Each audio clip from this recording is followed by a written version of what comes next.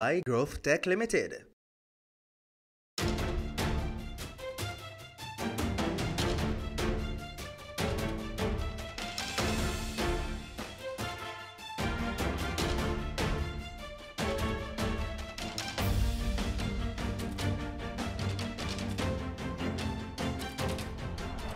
Good evening and welcome to On Point. I'm your host, Kalilo Reynolds. And I'm Dennis Chung. Well, congratulations to the Reggae Girls. They did very well. I mean, I'm not surprised. I was very confident because they Do you follow women's football? Well, I have because, you know, my cousin is the head coach of the Reggae Girls, and he had invited me to come and see them train and also play. And I was very, very impressed. Well, you're one of few people discipline. who've been following the Reggae Girls, Dennis, because it's so disappointing that they haven't been getting the level of support. Watch, everybody now is going to jump on the Reggae Girls bandwagon because they've qualified.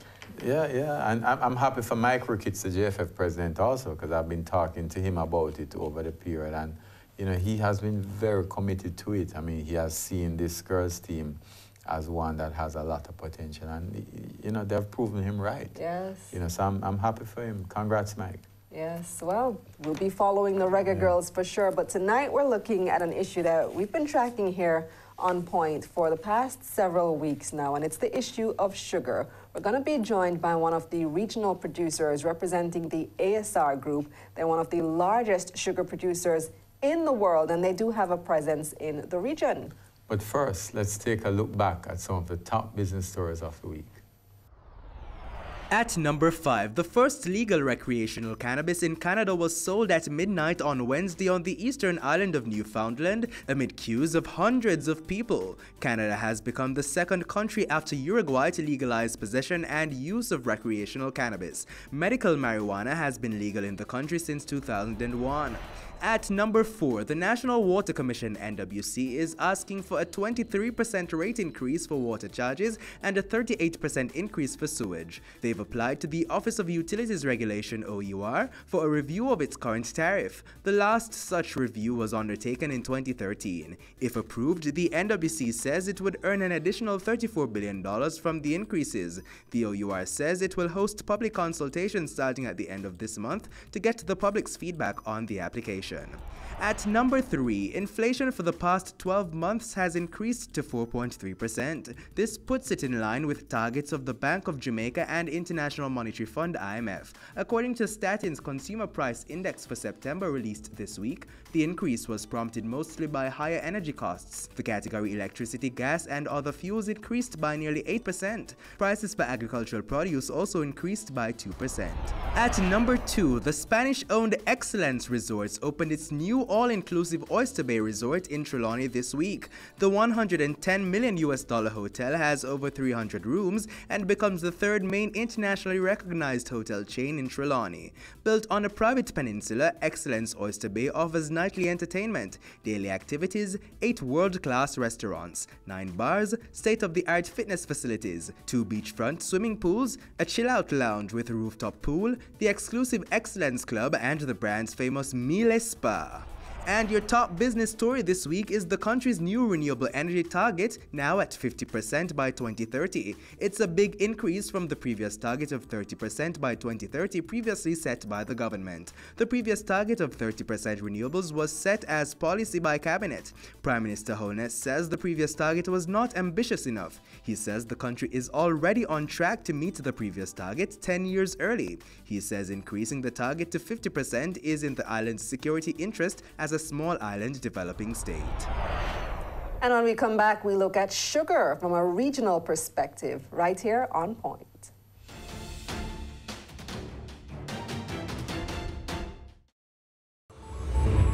Growth Tech is making connectivity like oxygen. Wherever you see the Growth Tech free Wi-Fi, feel free to connect. Watch, connect, and go, allowing you to chat, check, browse, and email securely. So when you're on the go and need to connect with friends, family, or a team member, or just stay updated, look for Growth Tech's free Wi-Fi. Growth Tech, making connectivity like oxygen. Here Caring Hands Season 3 continues to effect change in a changing environment. Many of us were raised by grandmothers, right? So, I mean, we know the wisdom that these people have. Going beyond business. The elite leaders of today are our leaders of tomorrow. And with the proper education, we'll have very good leadership coming from that. That's Season 3 of Caring Hands, creating change and shaping lives, every Sunday at 5:30 p.m. on Business Access TV. There's only one recommendation for funding that is ever going to come from me, and that is funding from a bank. This is the cost to build, and it includes every nail and screw for the building. Our motto is building communities, building a nation. Get in the know with the world of real estate with Business Access TV's Home Sweet Home, Sundays at 4:30 p.m.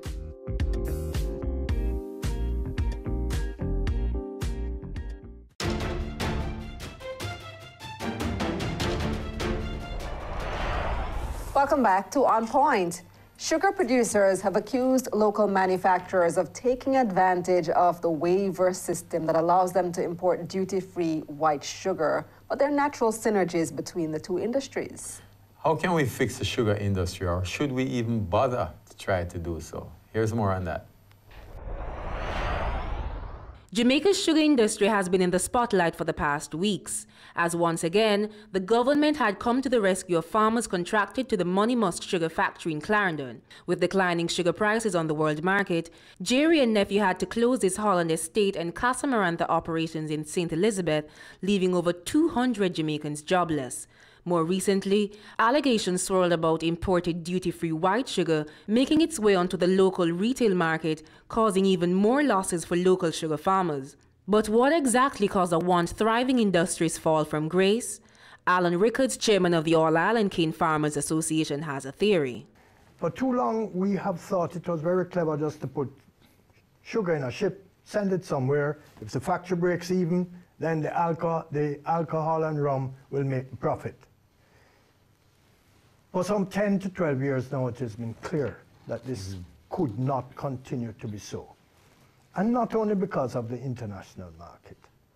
It is because this idea of a single product from the sugarcane is something that we have and should have outgrown many moons ago. But despite this, Agriculture Minister Audley Shaw is encouraging the farmers to plant more sugar.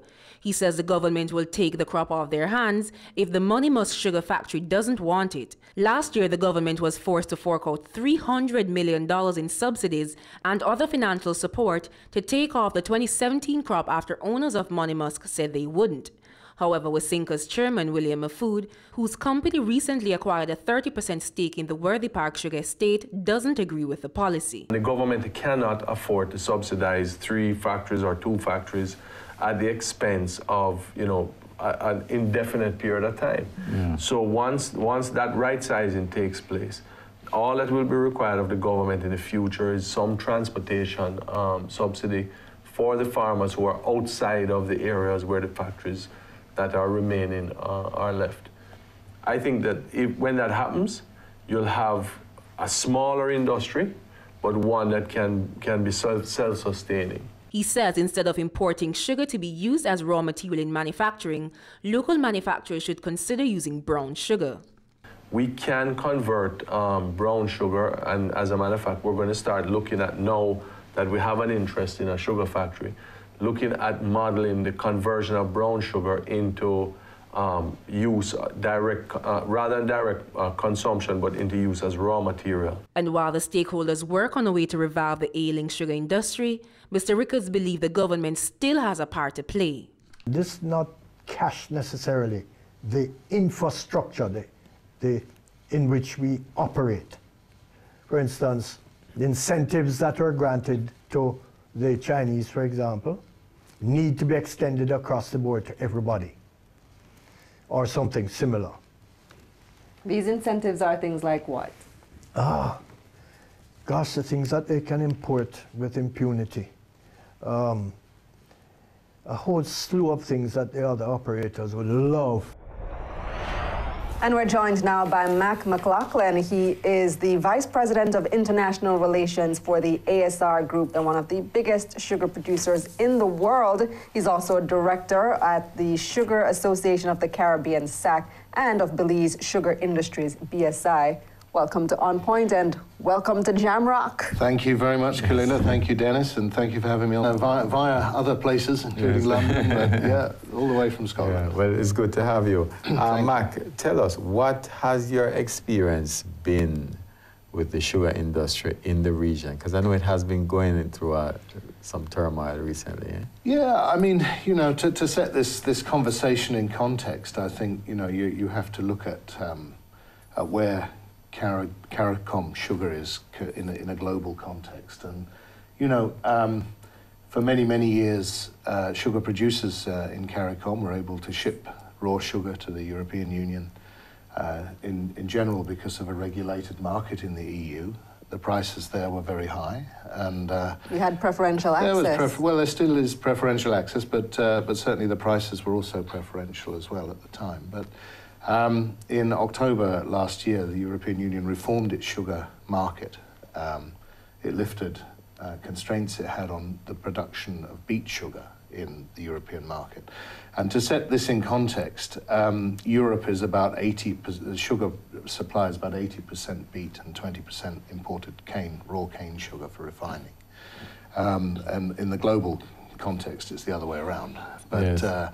So it's essentially the deregulation or the lack of constraints on beet production meant that Europe overnight became a net exporter of sugar rather than a net importer of sugar.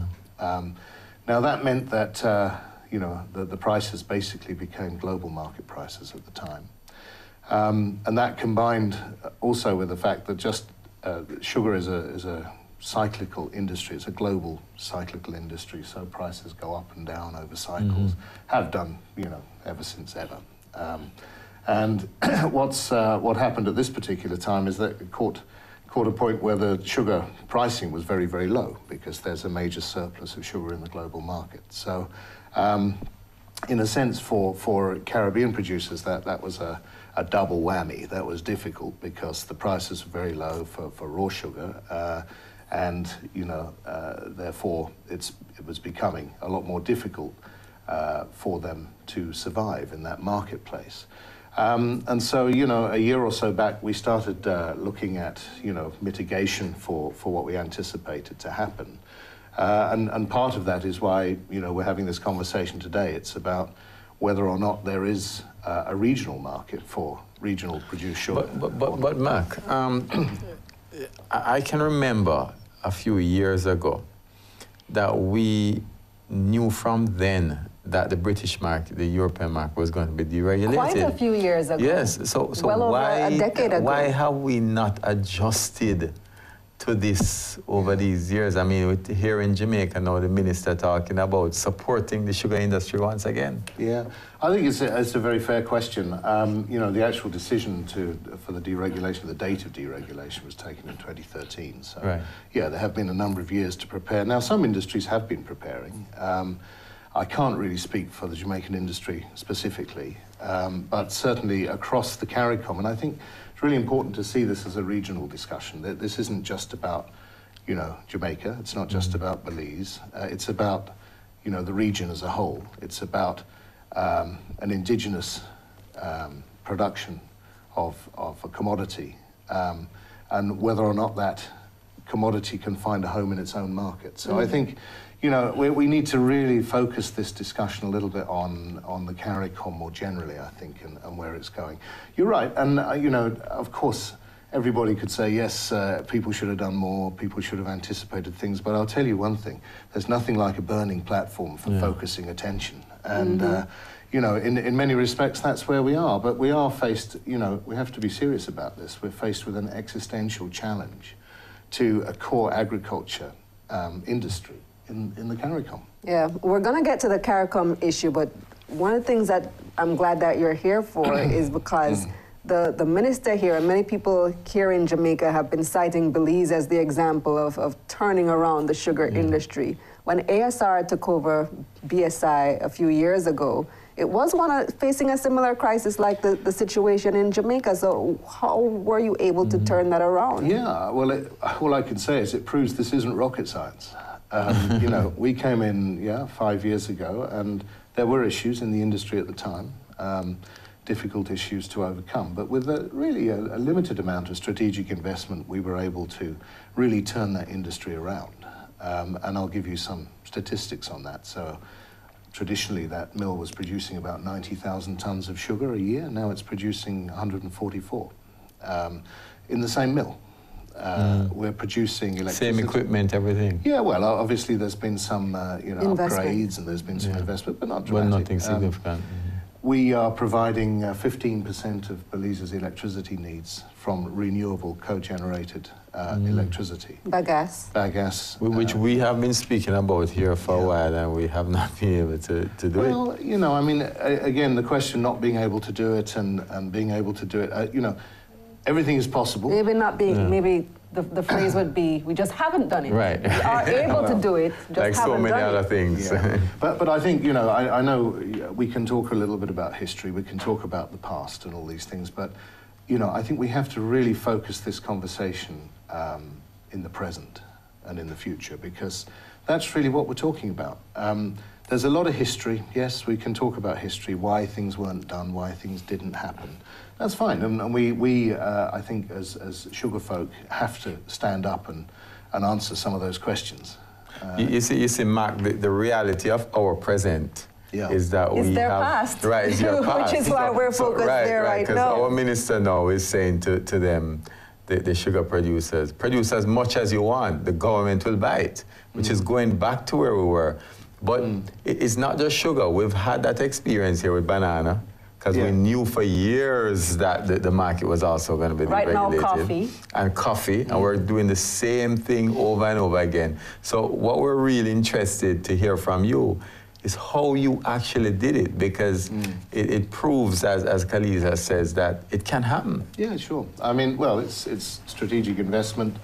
It's also where you have, you know, market conditions that support that investment. Investment only comes when there's, you know, the opportunity for a return on that investment over time.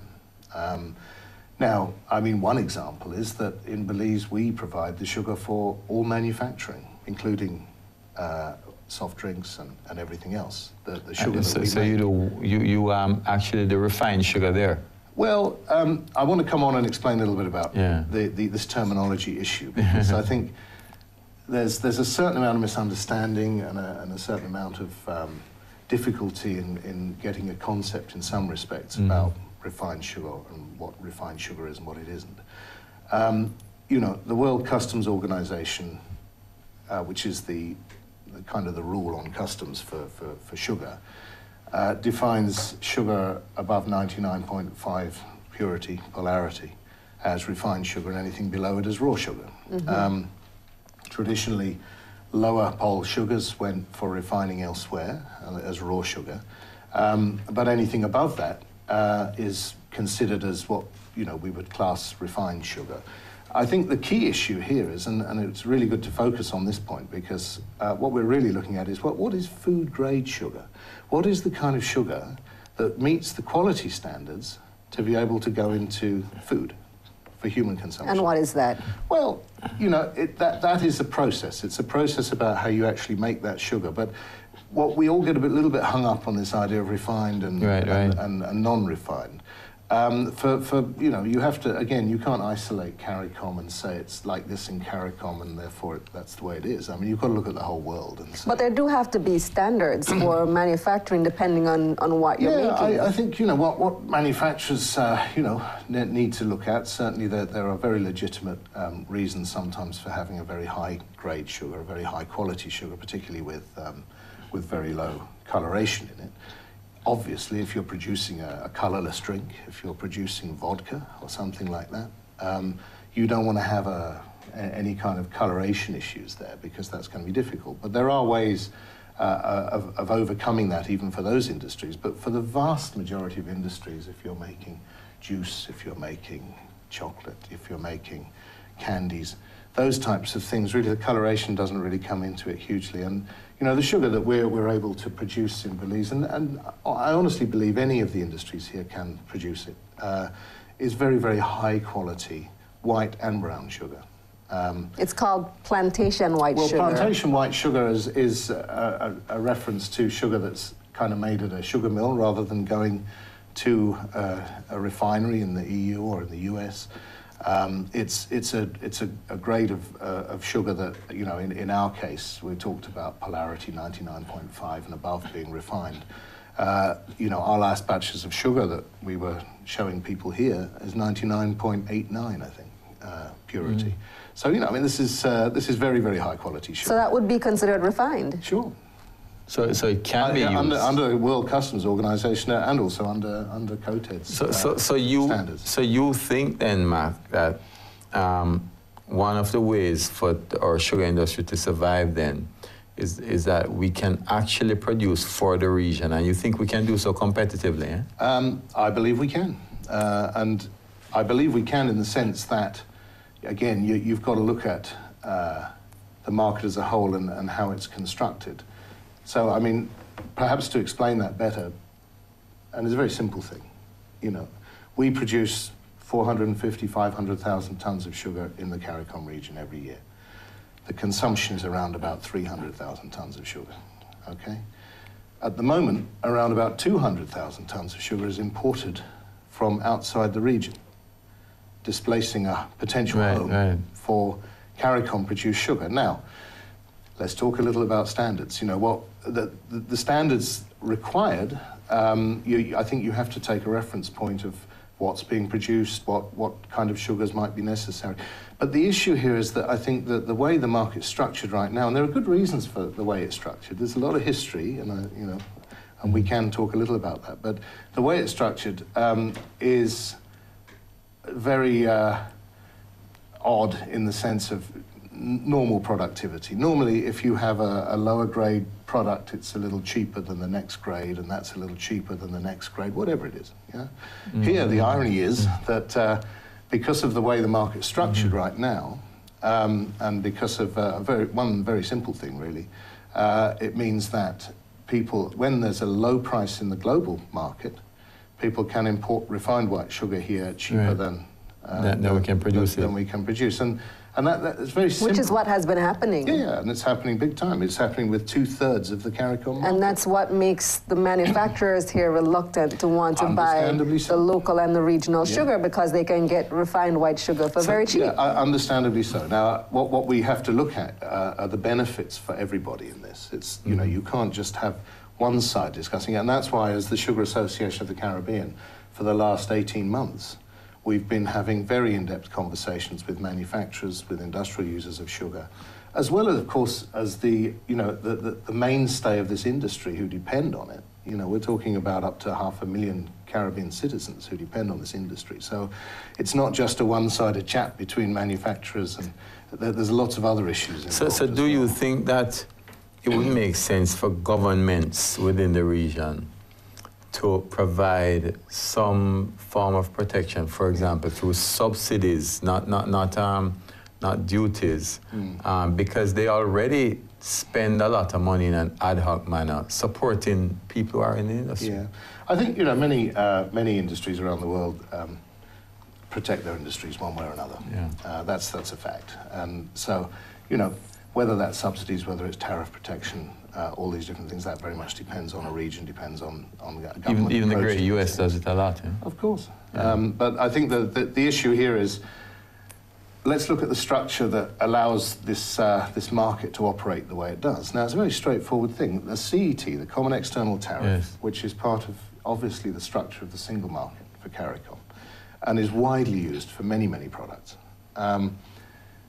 applies to all sugar, all extra-regional sugar being imported into CARICOM. However, because genuinely no white sugar was produced for a long period of time, because raw sugar was being exported to Europe. It does not apply to white sugar. White sugar is on what they call List A under the CET. Now that means that you can have exemptions from the CET through derogations, through suspension agreements, through waivers. which have been widely used, and hence you end up with a market where 2/3 of the market is supplied, you know, by extra extra regional imports of refined sugar. Now, you know, there's been a little bit, and you know, we call ourselves sometimes in this discussion the mythbusters, you know, because there's been a little bit of a myth there about the fact that you can only use a certain type of sugar for this or a certain type of sugar for that. Genuinely, in some cases, that's absolutely true. But in the majority of cases around the world, if you know, cast your eye around the world, and a number of reports have highlighted this in India, in China, in Brazil, you know, the vast amounts of manufacturing is using lower grade than the top refined sugar for many different functions. So, you know, yeah, we can talk about, you know, I can't use this sugar, but that's fine. Right? You can't, but maybe somebody else can. But we're not. What I wanted to stress here is we're not pointing accusatory fingers at anybody here. What we're looking for is a win-win situation that's going to keep a vibrant and efficient sugar industry in the CARICOM. That's going to help provide Caribbean citizens with sugar for their products. That's what we're looking at. I'm interested to hear how those discussions have been going over the past couple of days. Let's do that after the break.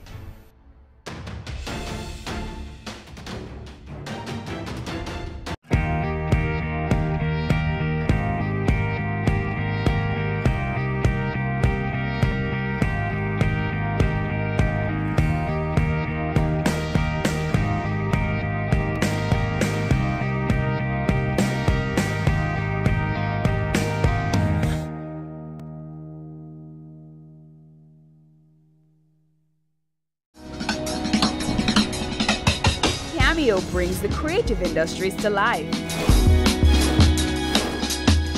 delighting creatives in different fields each week. Art. My life turns art. I breathe, I eat art. Fashion.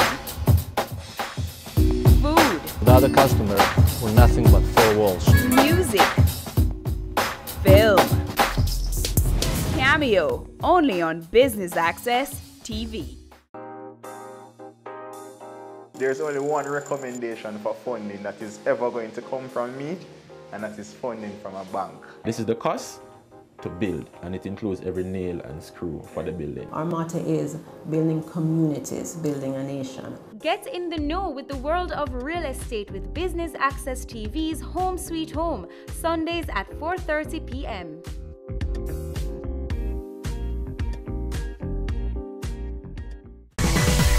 Having a corporate event, seminar, awards show, conference, product launch, workshop or expo? Business Access TV is here to showcase your event. Contact our sales department at 908-0919, 906-6357 or 908-2775 for more information. Business Access TV, serious about business.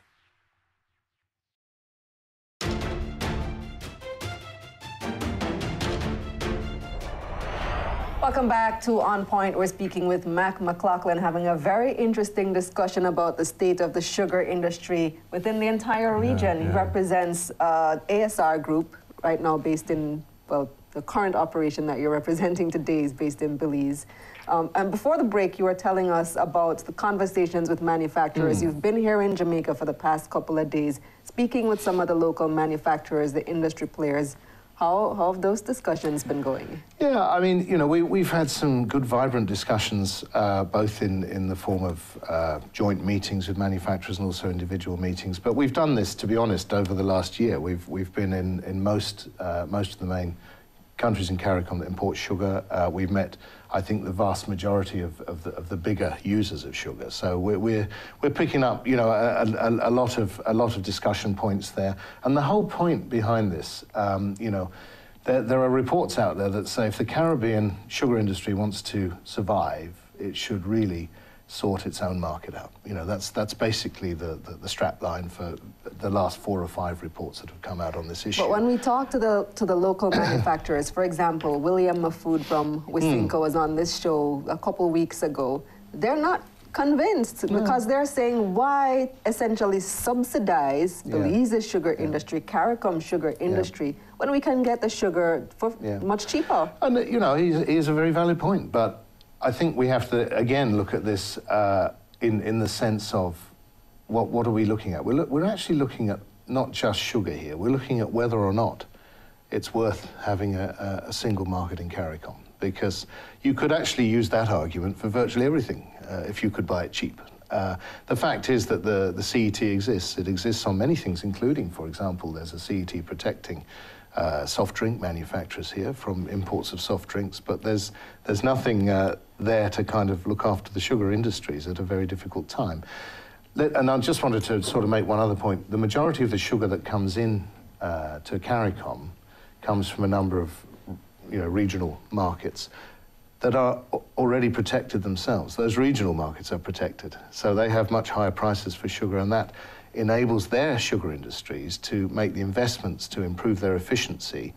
And what residual sugar is left is the sugar that's then sold, effectively dumped, on what is the global market terms. There's a very valid argument that the global price for sugar at the moment is below the production cost probably anywhere in the world.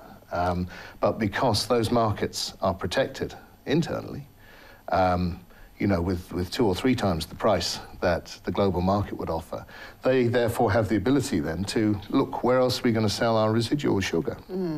So what we're saying as the Sugar Association of the Caribbean is we're really being asked to fight with both hands tied behind our backs, because you're asking us to become so efficient that we can compete with the residual sugar from protected markets elsewhere.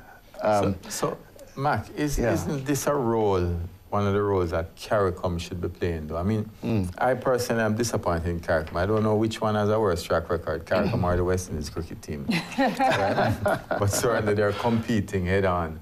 Yeah. But I was at the COTED at CARICOM presenting on behalf of the private sector for the region. I was asked to do something. And I was surprised to see that there were trade issues there that countries have admitted to, that for years could not get resolved. And I'm just wondering if this is not something that CARICOM should be dealing with also. Yeah, spot on, Dennis. I mean, this issue's been on the COTED CARICOM agenda for decades. This is nothing new. I think, as I mentioned before, there's a bit of a burning platform for the industries now, because, look, there is nowhere else really to sell that sugar at a price that would be a sustainable price for any industry. There's very limited quotas into the US. Yes, you can sell into the EU, but you've got to pay that expensive freight cost to get the sugar there. And the market demand there is falling because of the oversupply of sugar in the EU market. And there's really nowhere else. There's the CARICOM, there is actually a very vibrant and a working market for brown sugar in CARICOM because the CET is applied. And so the industries in the CARICOM are supplying that market very effectively, and they're competing with each other. They're looking at how they can, compete with each other, which will always have a downside on the price and issues like that. So, it does work. The system works. It's been on the COTED agenda for a long time. Well, not for anything, really. I mean, but I think, we all get a little confused about, look, what do we really need this sugar for? What's it for? What's it being used for? How is the market structure helping to encourage the investments needed to improve the efficiency? A little bit chicken and egg. You have to take a slight leap of faith in a sense of, look, we're going to provide that market collectively across the CARICOM industries. And but if this is how we're going to do it. Protectionist stance on sugar, on regional sugar, won't it have an impact on prices of the locally manufactured goods? Well, Will it make them more expensive? So it's surprising, actually, that the pass-through costs, and we've produced a position paper on this, so a number of other highly credible consultant companies have looked into this. The pass-through costs are really quite negligible for most things, in fact, for almost everything. When you look at the actual makeup, the cost makeup of a product, the cost element of the sugar in it is usually very, very small. And I think there's also been a bit of a misnomer around that this is just about hiking sugar prices. There will come a time, the sugar, as I said earlier, global sugar markets are cyclical. There will come a time where CARICOM sugar is cheaper than sugar from outside the region. I'll cite the example back in 2011, where it was costing $1,000 a ton, $900,000 a ton to bring refined sugar in. And yet, you know, that could have been provided at a much lower rate. So when I said win-win, what we're trying to do is have that, you know, grown-up conversation with people and say, look, if we put all the investment in, and some of us are doing that at the moment, I believe all of us will do that, and we'll come on and discuss that a little bit because it's very relevant to this conversation. If we're going to put that investment in, over time, not tomorrow, but over time, are we going to have a market here that reflects, you know, the reality of the situation? It reflects the reality of the global situation and what tends to happen across the globe. And therefore, we're going to have the benefits of a regional sugar market. Because one thing we haven't touched on at all here is what happens, which is the natural flip side of all of this discussion, if there isn't, you know, a regional market for the sugar, of not having any sugar in the CARICOM at all. You know, what happens then to the people who are employed in that industry? You know, there are many... Find something else to do. Really? What? and that's why I'm saying, that's why I posited the argument that maybe the government has a role to play in terms of ensuring that there's some of that smoothing out in prices and the market. For example, by providing subsidies, because as I said, they already do provide that in a very disorganized way in terms of bailing out persons and I'll give you one good example. Guyana, okay? Guyana has a big sugar industry, and you know a lot of people depend on that sugar industry in Guyana. And the government recently have floated a bond issue, which they've underwritten for $150 million US. And over the next year to 18 months, they're going to be producing 60,000 tons of white sugar, okay? And that's being produced, obviously, to be sold into CARICOM market. So, you know, that's an example where a government has come in and underwritten something for the commercial sector. I think that there needs to be a bit of a partnership here between everyone, really, because this is a community issue. It can't just be hived off and said it's about pure protectionism for one item, because as we all know, in the CARICOM market, there's protectionism in lots of different directions. There is. In fact, one of the only places there isn't is for sugar. So you know, I'm not saying protectionism is the answer to everything, but what needs to happen is somehow, as I've said, it's not rocket science to get to a point where the market can be met, the demand can be met from within the region. How do we get to a point where there's the incentive for people to invest in doing that? We've done it in Belize, and we continue to do that. Guyana are now doing that. I believe Jamaica has a really, really good opportunity to construct. It's got a good foundation. It needs to construct a vibrant industry here that can serve its people, and thereby, you know, there's a lot of benefits in having a core agricultural industry working well for countries that have sugar. You know, the hard earnings it receives, the electricity it can produce, you know, the people it employs, the wider people that depend on that industry. You know, I don't think these things should just be swept under the carpet. And well, that's what I'm saying, Mac. I mean, based on the dependency that we have on the sugar industry, in terms of the number of people that are affected, based on the need we have, you know, I mean, we don't have to let there be a higher cost to manufacturers. I mean, I think there are certain things that the government should step in and provide some assistance for. I mean, not just that, but also one of my pet peeves is that the government should be subsidizing regional transportation, for example. Well, you know, things that are going to help the region to grow. Air transportation. Yeah. I mean, if you're going to Ghana now, for example, is much more time than going to the UK. I believe, honestly, that the sugar industry can stand on its own 2 feet. And I think that, as I've said before, it can be a win-win if you're looking at, you know, remember it's a cyclical business, prices go up and down. There'll be times where, if regional pricing is more linked to the efficient production cost of sugar in the region, there'll be times when those who utilize sugar will be winning. There'll be times when they're losing, but we will have removed the volatility of pricing, which is massive in the sugar industry. And you know, the way the global sugar market works, it's not just about how much sugar there is. That's one of the main issues. But there's many other things. It's a market which has speculators. It's a market which has lots of other things that impact greatly on price one way or the other. We can take all that volatility out. We can be offering a quality product for the right purposes from within the CARICOM. You know, some ministers have said already, if the single market won't work for sugar, it won't work for anything. And, you know, I think we really have to think about that. If you're going to ask anyone, do you want your raw material price to go up, what are they going to say? No. Naturally. Naturally. So you and sugar industries have a real responsibility in Jamaica and elsewhere of stepping up our game so that we can demonstrate we're putting in the hard yards to actually make that a reality for the longer term.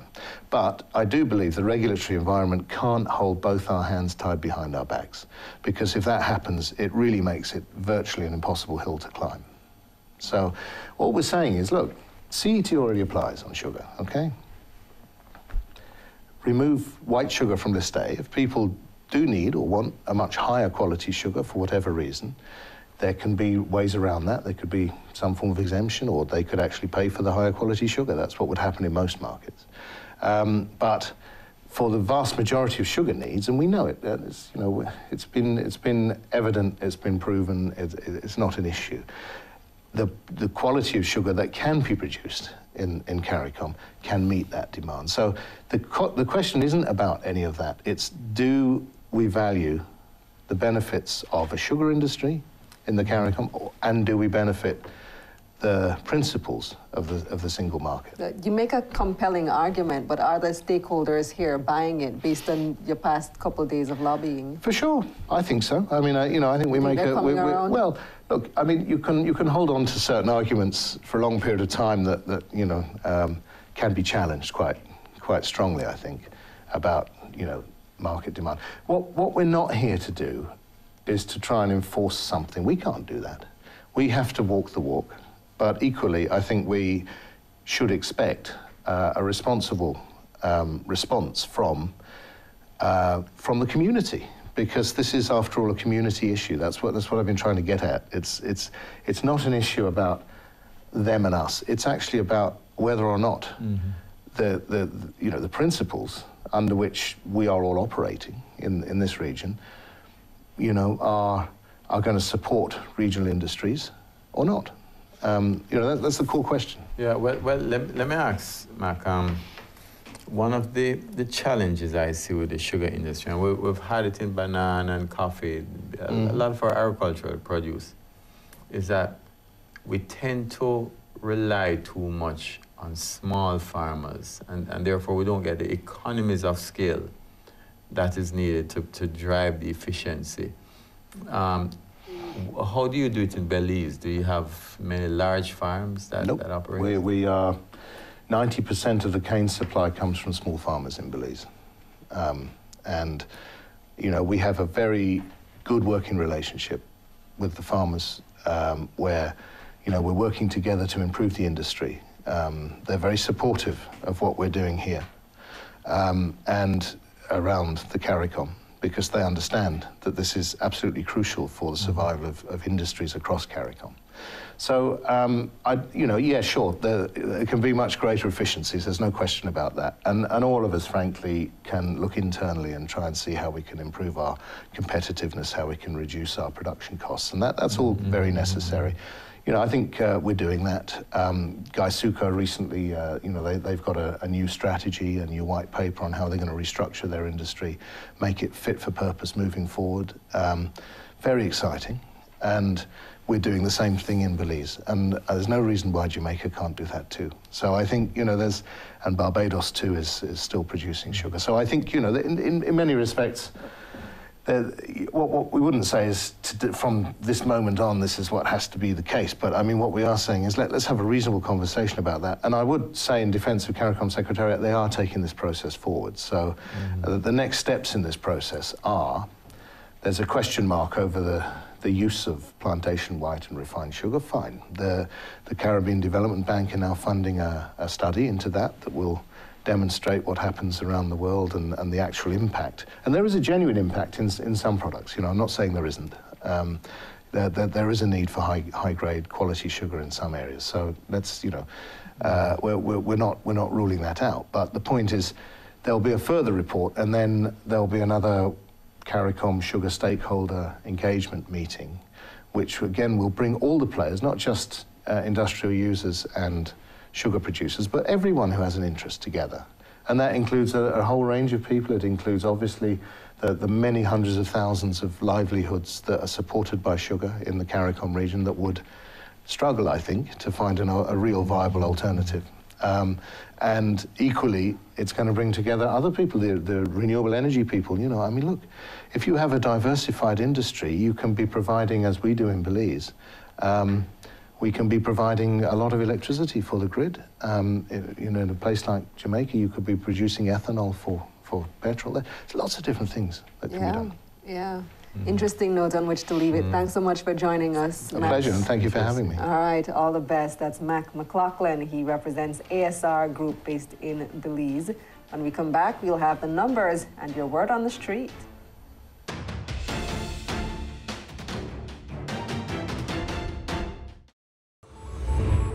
GrowthTech is making connectivity like oxygen. Wherever you see the GrowthTech free Wi-Fi, feel free to connect. Watch, connect, and go, allowing you to chat, check, browse, and email securely. So when you're on the go and need to connect with friends, family, or a team member, or just stay updated, look for GrowthTech's free Wi-Fi. GrowthTech, making connectivity like oxygen. It's season 12, and Wealth Magazine Business Access is here to keep you business savvy. With an impressive mix of some of Jamaica's most inspiring business moguls, we continue to keep Jamaica informed, empowered, and ready to dominate. Tune in Sundays at 5 p.m. only on BATV. You're watching Business Access. Business Access. Business Access. Business Access TV. Serious about business.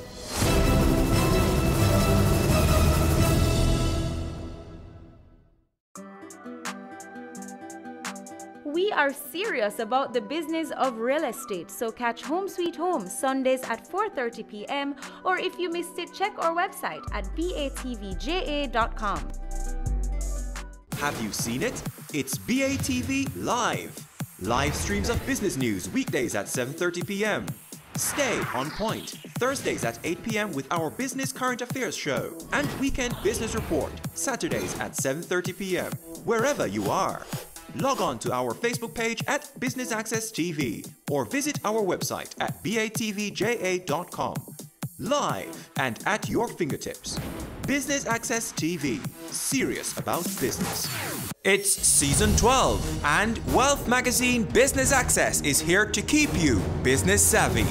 With an impressive mix of some of Jamaica's most inspiring business moguls, we continue to keep Jamaica informed, empowered, and ready to dominate. Tune in Sundays at 5 p.m. only on BATV. You're watching Business Access. Business Access. Business Access. Business Access TV. Serious about business.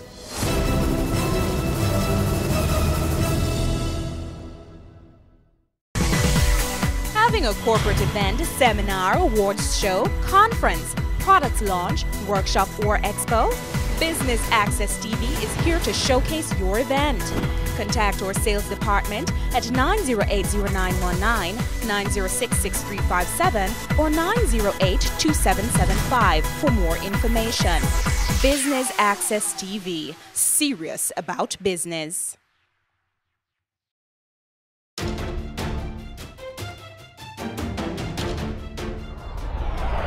Welcome back to On Point. Prime Minister Andrew Holness has announced that the country is upping its target for renewable energy to 50% by 2030. Wondering what other countries are targeting? These are the numbers.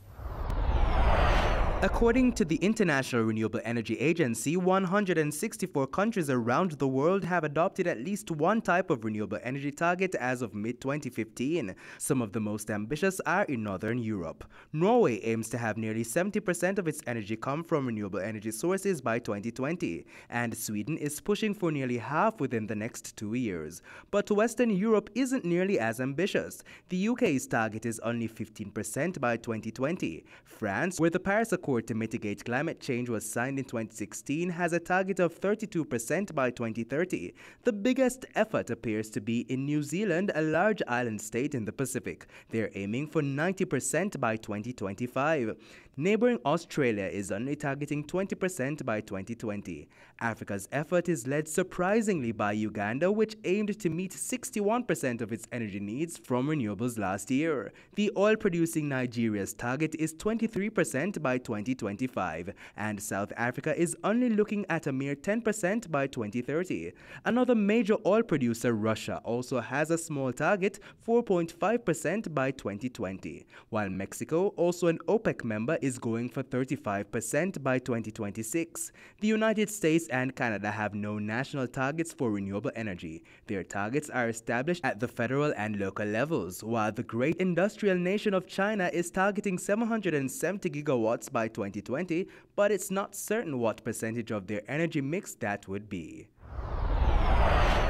And our On Point team hit the streets and asked Jamaicans, do you think that the Reggae Girls should get more financial support now that they've qualified for the World Cup?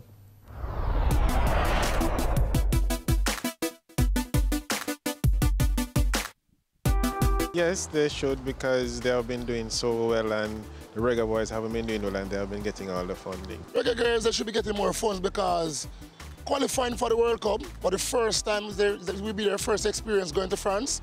And I'm telling you, they have played a big role. I went to their 4 matches at the stadium and they did extremely well. Yes, because them do a good thing for the country and them play well and thing and they make it so far, just like 98 with the boys them and thing. For me, yes, because they make not only Jamaica but the whole Caribbean, because they are the first Caribbean country to qualify to go to a World Cup, and to know that the stage where they was at to qualify, it was just the love and the family that who played on the team really supported them at the time. Yeah, I definitely think that the Reggae Girls should get more funding if it is that they're performing.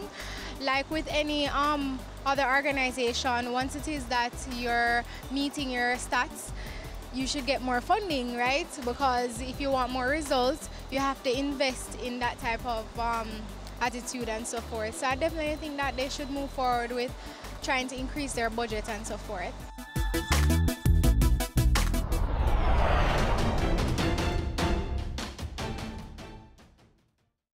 You see island I wear, them are the best thing in the island I swear. Everywhere in the island I hear. Everybody with a eye problem, them a talk about the place name island I wear. Them a say, island I wear. Them a say, island I wear. Everybody with a eye problem, them a talk about island I wear. Island Eyewear offers free eye testing every day, all day, at all locations island-wide. Conditions apply. Island I wear. Everybody with a eye problem, them a talk about island I wear.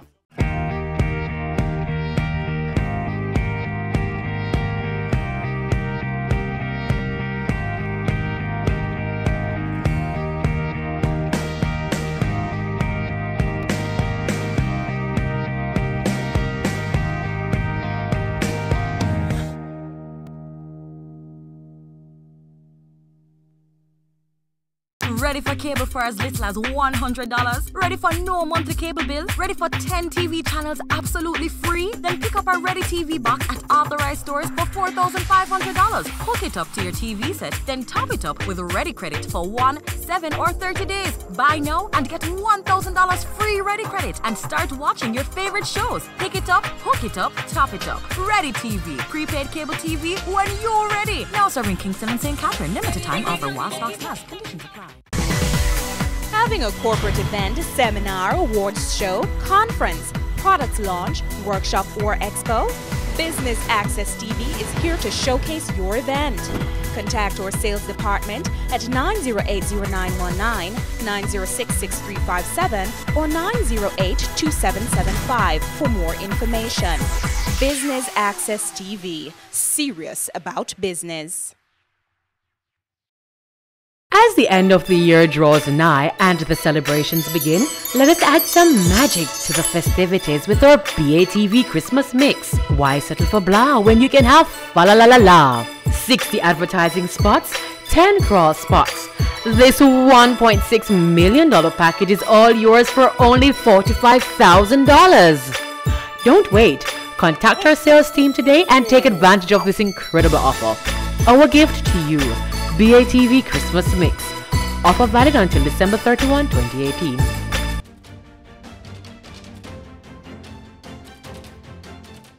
Well, of course, corporate Jamaica ought to support the Reggae Girls more. It's a shame what has been happening, that they haven't been getting the support. They haven't. And you know what was upsetting to me is that this historic match was being played and no television station in Jamaica or radio station carried the match, which is surprising. I mean, if it was the Reggae Boys... It's women's football. It's women's sport. Women's sports generally don't get the But the girls have been playing so well. I went to see them play, and I was so impressed with the quality of play, you know.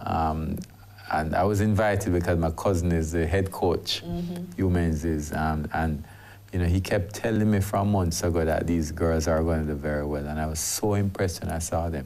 I think they really need to get a lot more support in terms of coverage from the media and financial assistance also. Yeah, definitely so. Yeah. And earlier, Dennis, our conversation on sugar was a very interesting one, a different take than what we've been hearing. What I took away from it, at least one of the things I took away from it, was that, you know, there is hope for the sugar industry here in Jamaica. It's possible, it can be done.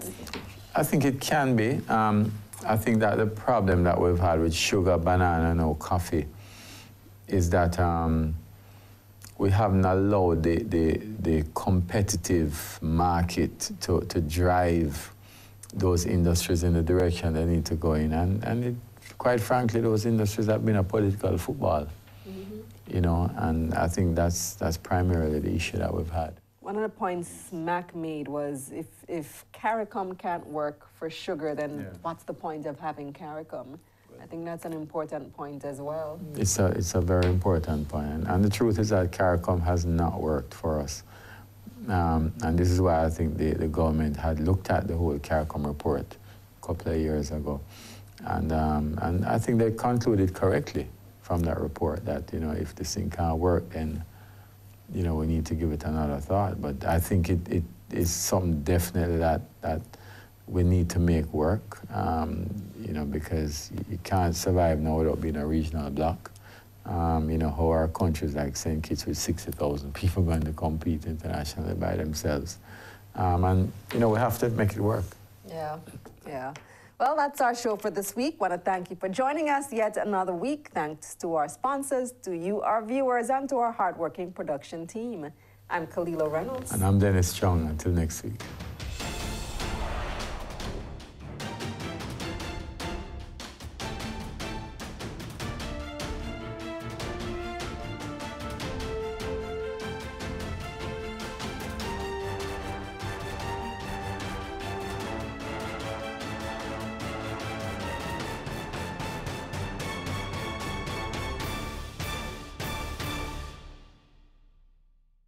On Point was brought to you by Growth Tech Limited. They say it takes a village to raise a child, but the world will one day need the leadership of that child. The time you spend with your child matters. It stimulates their minds and shapes the way they act. Talk with your children. Help them to better understand the world around them and to value what is truly precious. Above all, the most valuable gift you can give them is love. Play, talk, teach, love. Take the time. It makes all the difference. A message from the Parenting Helpline and Ad Council Jamaica. Violence against women is a violation of human rights. Its impact ranges from immediate to long-term physical, mental, and sexual consequences, sometimes resulting in death. It negatively impacts women's general well-being and can prevent us from fully participating in society. Be a better human being. No more violence against women. No more.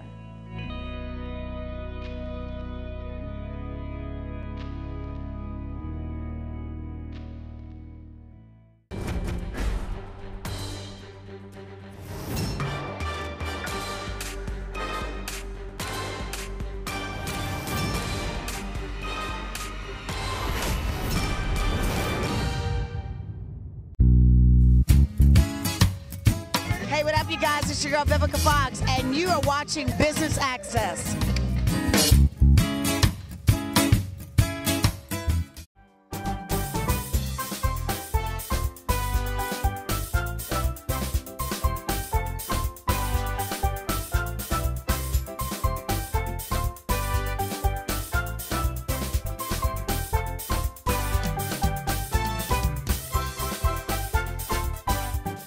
Heavenly Father, I thank you for a wonderful day. Lord God, I know that it is not by chance that we are here this morning. Father God, I'm certain that you have a word for us today. Father God, you want to change our lives. You want us to grow. You want us to leave here stronger than when we came, Father God. And I pray, therefore, that you would use me. I pray that I would become small, but that you'd become magnified, that you'd become big in this place, that your words would be very clear. Lord God, I pray that you would open every heart and every mind to receive what you are saying today. In Jesus' name, amen. Amen. Amen. Well, I have a question for you. Just please look at somebody, find somebody, and just say, if you can do all things through Christ, if you can do all things, you don't have a twang, you can just say, if you can do all things through Christ, why are you only doing some things? One more time, turn to somebody else and say, if you can do all things, I mean, if God said that you can do all things through Christ, why are you only doing some things? I know they may not answer you, but listen to this. How many of you know there's a big difference between can do and will do? Right? How many of you know that I can do all things through Christ, but will I do all things through Christ? I'm not too sure about that. Right? Some say, I can eat vegetables all week. Nothing else but vegetables. I can, but will I? Right? How many of you can say, I will eat all vegetables through Christ? All this week, just vegetables this week. I'm going vegan this week. I can, but will I? Right? There's a big difference. Right? I can slay giants. I can move mountains in my life through Christ. But the question today is, will you? Turn in your Bibles, please, to Philippians chapter 4. Very quickly, just to let you know where we are. We are on our last sermon in a series called God Overdose. And we're believing that God, if we overdose on God, we will find ourselves destroying anxiety and depression, distress in our life, right? All of those emotional issues that we're going through in our life, if we will overdose on God's stuff, those things will be destroyed. The weight of our God will come down so heavy on all of our issues that they will be squeezed out of our life. What we're talking about is overdosing on God. I wonder if you've been overdosing on God. Somebody say, God overdose. Say, God, I need an overdose. God, some things are going through in my life, and I need you more and more and more now. So this will be the last of 5 sermons. You can check us out on YouTube if you haven't been watching those. You want to catch up. All right? Philippians chapter 4, verse 6. I'm going to summarize and go through this quickly. It says, do not be anxious or depressed or overwhelmed by anything, but in every situation, by prayer. Somebody say prayer. Later on, it says with thanksgiving. I'm jumping to verse 8. It says, think on all these kinds of things, stuff that is true and noble and right. He says think. Somebody say think. That's number 3. Last week, verse 9, we talked about putting everything into practice that we saw Paul as a servant do. We talked about service. Somebody say service. And lastly today, verse 10, 11, 12, and 13, and I'll read. I rejoice greatly in the Lord that at least you renewed your concern for me. Indeed, you were concerned. Paul was writing this from prison. Okay, he was on a kind of a house arrest type of a prison, right? But you had no opportunity to show that you're concerned. He says, I am not saying this because I need anything from you. Here is why. Right? He said, I'm not saying this because I need you to say something that will make me feel better. I'm not saying this because I want you to, give me pity or send me money. I'm not saying any of this because here's what he says. He says,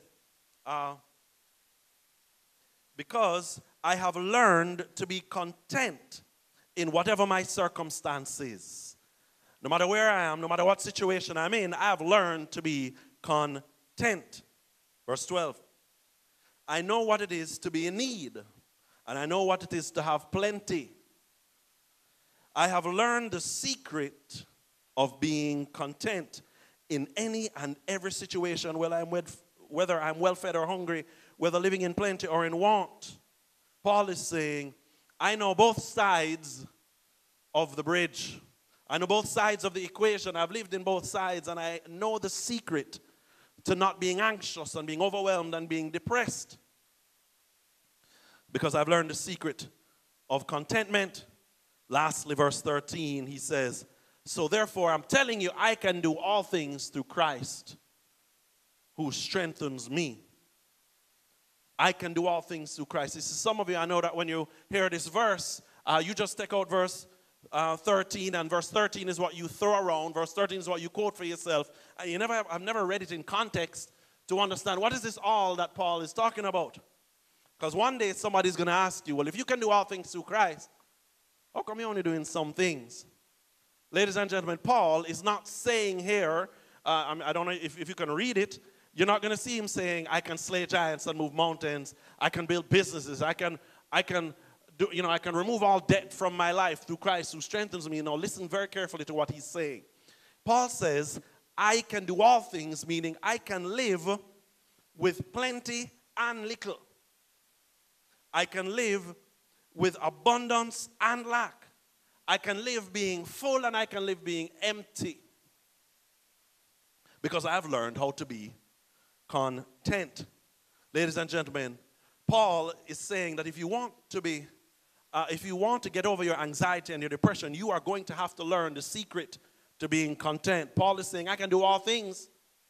I can be content, even in little things. See, some of us are saying today, I can do all things, but I'm not sure I want to do all of those things. Right? I don't really want to do the little and the lack. I don't want to do the broke thing, and I don't want to do the hunger thing in Christ or in anybody. I just don't want to do it. When your belly starts to growl, you're saying, I'm not too sure if I can do anything through Christ right now while I'm hungry. Maybe I need to eat first before I can do something in Christ. I don't feel good right now because I'm hungry. I can't operate when I'm hungry. I was doing a wedding, and I read the vows, and the husband-to-be said the vows so well and so eloquently. And then I turned to the young lady and I said, all right. And I got to the part and I said, for better or for worse? She says, for better or for worse? I said, what? For better or for worse? Not wealth. Did I hear her say wealth? For richer or for poorer? She said, for richer or for power? I said, not power, poorer. Right? Through sickness and through health, till death do him part. You understand what I'm saying? I mean, I'm just saying, she's standing up there and she wants to marry him, but she don't want all of the negative stuff. Right? She's willing to go through life with him, but she don't want the poorer. She don't want the sickness. She doesn't want the less or the lack. She can't do all of that with this guy. She just can't commit that much. I believe that is where many of us are. We're saying, I can do all things through Christ, but I don't know if I want to do the small things through Christ. I can do plenty through Christ, but I don't want lack in my life. We get to a place where we say, if we don't get what we want, we don't even really want God in our life. We become discontent. Somebody say discontent. We become so discontent in our life. Now, I believe that we're living in a world today, right, that we have much more, mankind has much more than they have ever had at their disposal. Mankind has more resources. They're more wealthy than they've ever been in the history of mankind. But the problem is there is more discontentment and depression than ever before. More people are unhappy with what they have than ever before. You have more, but you are more unhappy. That don't make no sense. How could it be that the world has more, but more people are unhappy, and the suicide rate is going through the roof lately? And the church is preaching a theology of more. And the church is saying, I can tell if you have God in your life by if you have more. There are a lot of churches that are preaching that stuff, right? And church people are unhappy, and the world is looking at the church and saying, I don't want to be in the church. I don't want to be like them. They are unhappy. Christian people are so unhappy. They are discontent. How many of you would say today that you are content in God? I am content in God. Turn me to the book of Jude, chapter 14. In the book of Jude, chapter 14, I'm just going to read something to you about discontentment, just so you can check yourself today, right? The book of Jude, it's one chapter, so verse 14 says, Behold, the Lord comes with 10,000 of his holy ones. Here's what he's coming to do. He's coming to execute judgment on all and to convict all the ungodly. Somebody say ungodly. And just count with me how many times he's going to refer to ungodly people and the ungodly. And you're going to be so surprised who he's saying is ungodly, but stick with me. So we're going one, right? He's coming to convict the ungodly, one. And all of the deeds of ungodliness, somebody said two, that they have committed in such an ungodly way. Lord of mercy. He's about to talk about the ungodly, right? Right? And all of the harsh things that ungodly sinners have spoken against him. God was coming for the ungodly. God is coming for the ungodly. 4 times, if you want to find out who is ungodly in this world and who the sinners are, this is the verse that you're going to find it. Verse 16, the ungodly, it says, these are the grumblers, the complainers, and the malcontent. That's a noun. It is for the people who are discontent. That's an adjective. Are you malcontent? There are Christians out there that are malcontent. There are Christians out there that the Bible is describing as being ungodly. God coming for you. God don't like ungodliness. God does not like malcontentment, discontentment. God don't like it.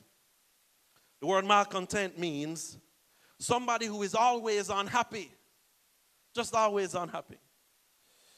Dissatisfied and complaining. I was malcontent before I got saved, and I got saved and I'm still malcontent. I was unhappy before I got saved, and it's like I'm still unhappy. I don't understand why. Malcontent.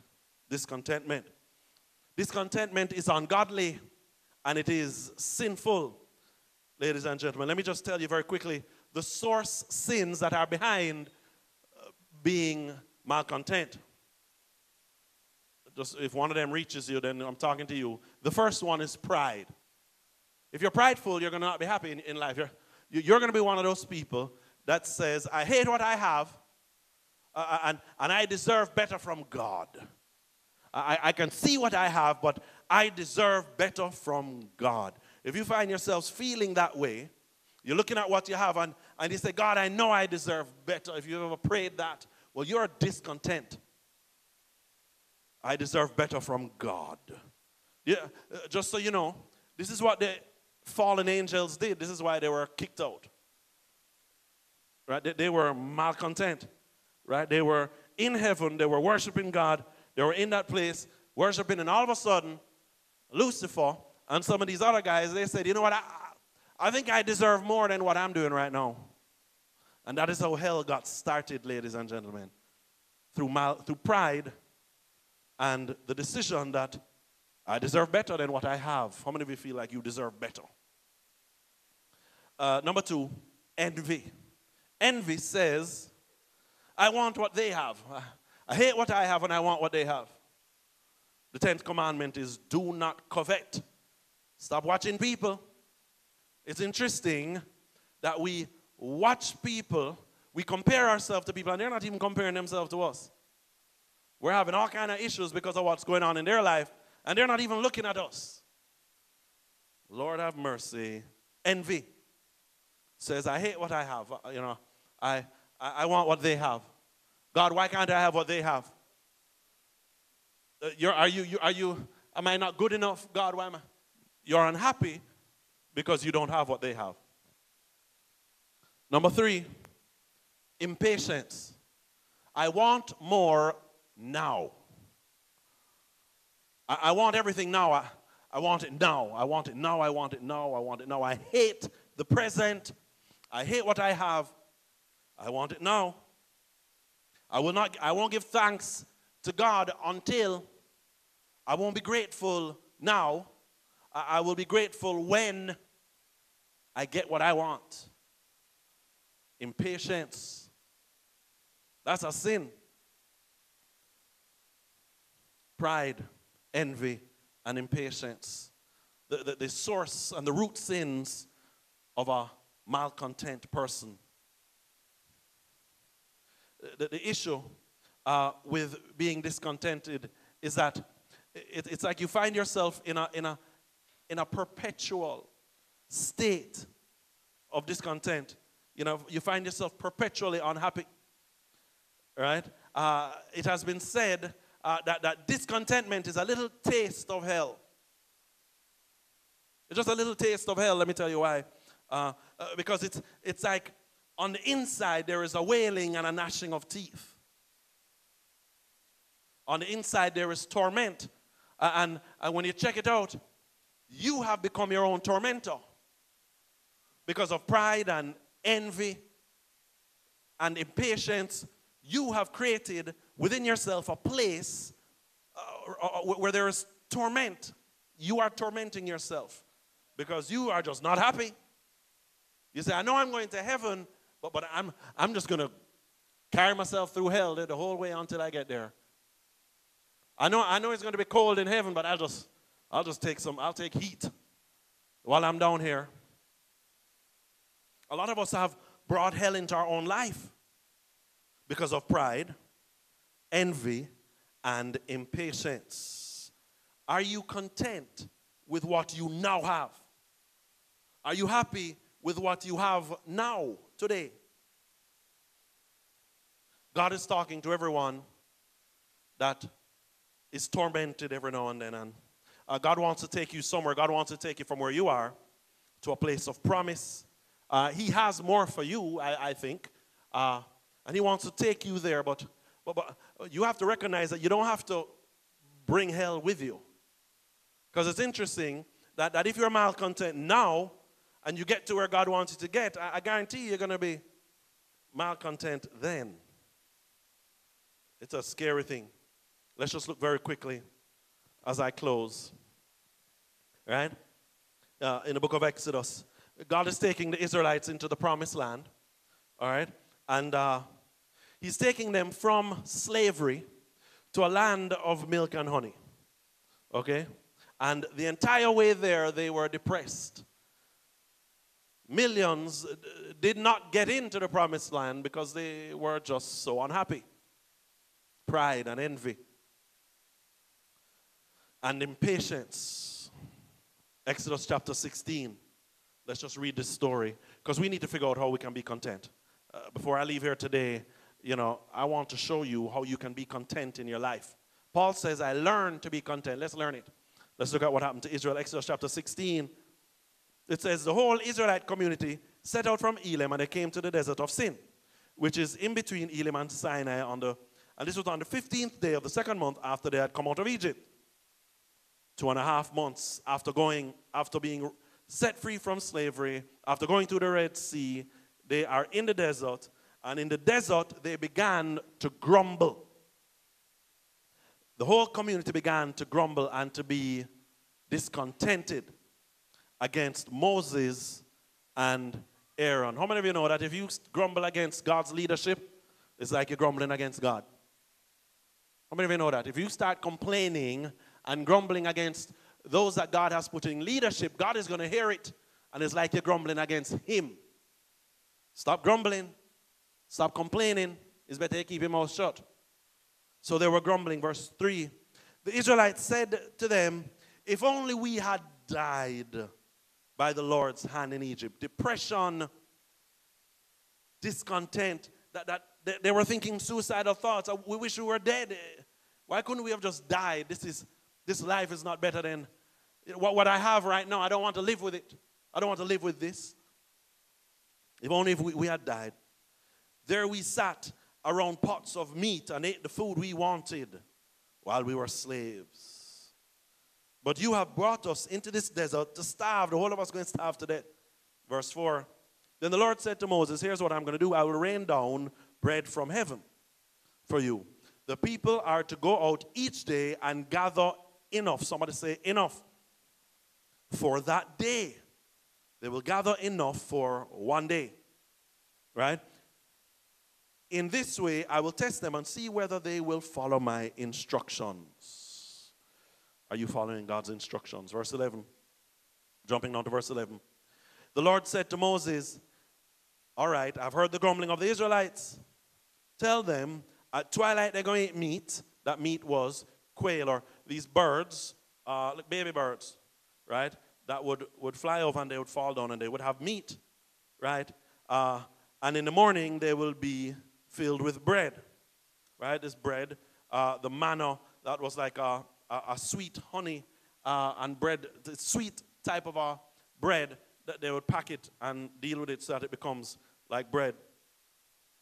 And he says, I'm going to do that so that they will know that I am the Lord their God. God is saying to them, I'm going to teach them how to be content. I'm going to give them meat in the day, in the night, and bread in the morning. Meat in the evening, bread in the morning. I will become their provider so that they can know. I will teach them content. I'm going to teach them because they need to learn joy. They need to learn faith. They need to learn peace. They need to learn strength. Before they go into the promised land, they need to learn how to be content. Before they get more. As a matter of fact, they need to learn how to be content with little, or I'm not giving them anymore. The secret to being content. The secret to being content. 3 things that you need to do to be content. Number 1, gather. Somebody say gather. Gather enough. Somebody say enough is enough.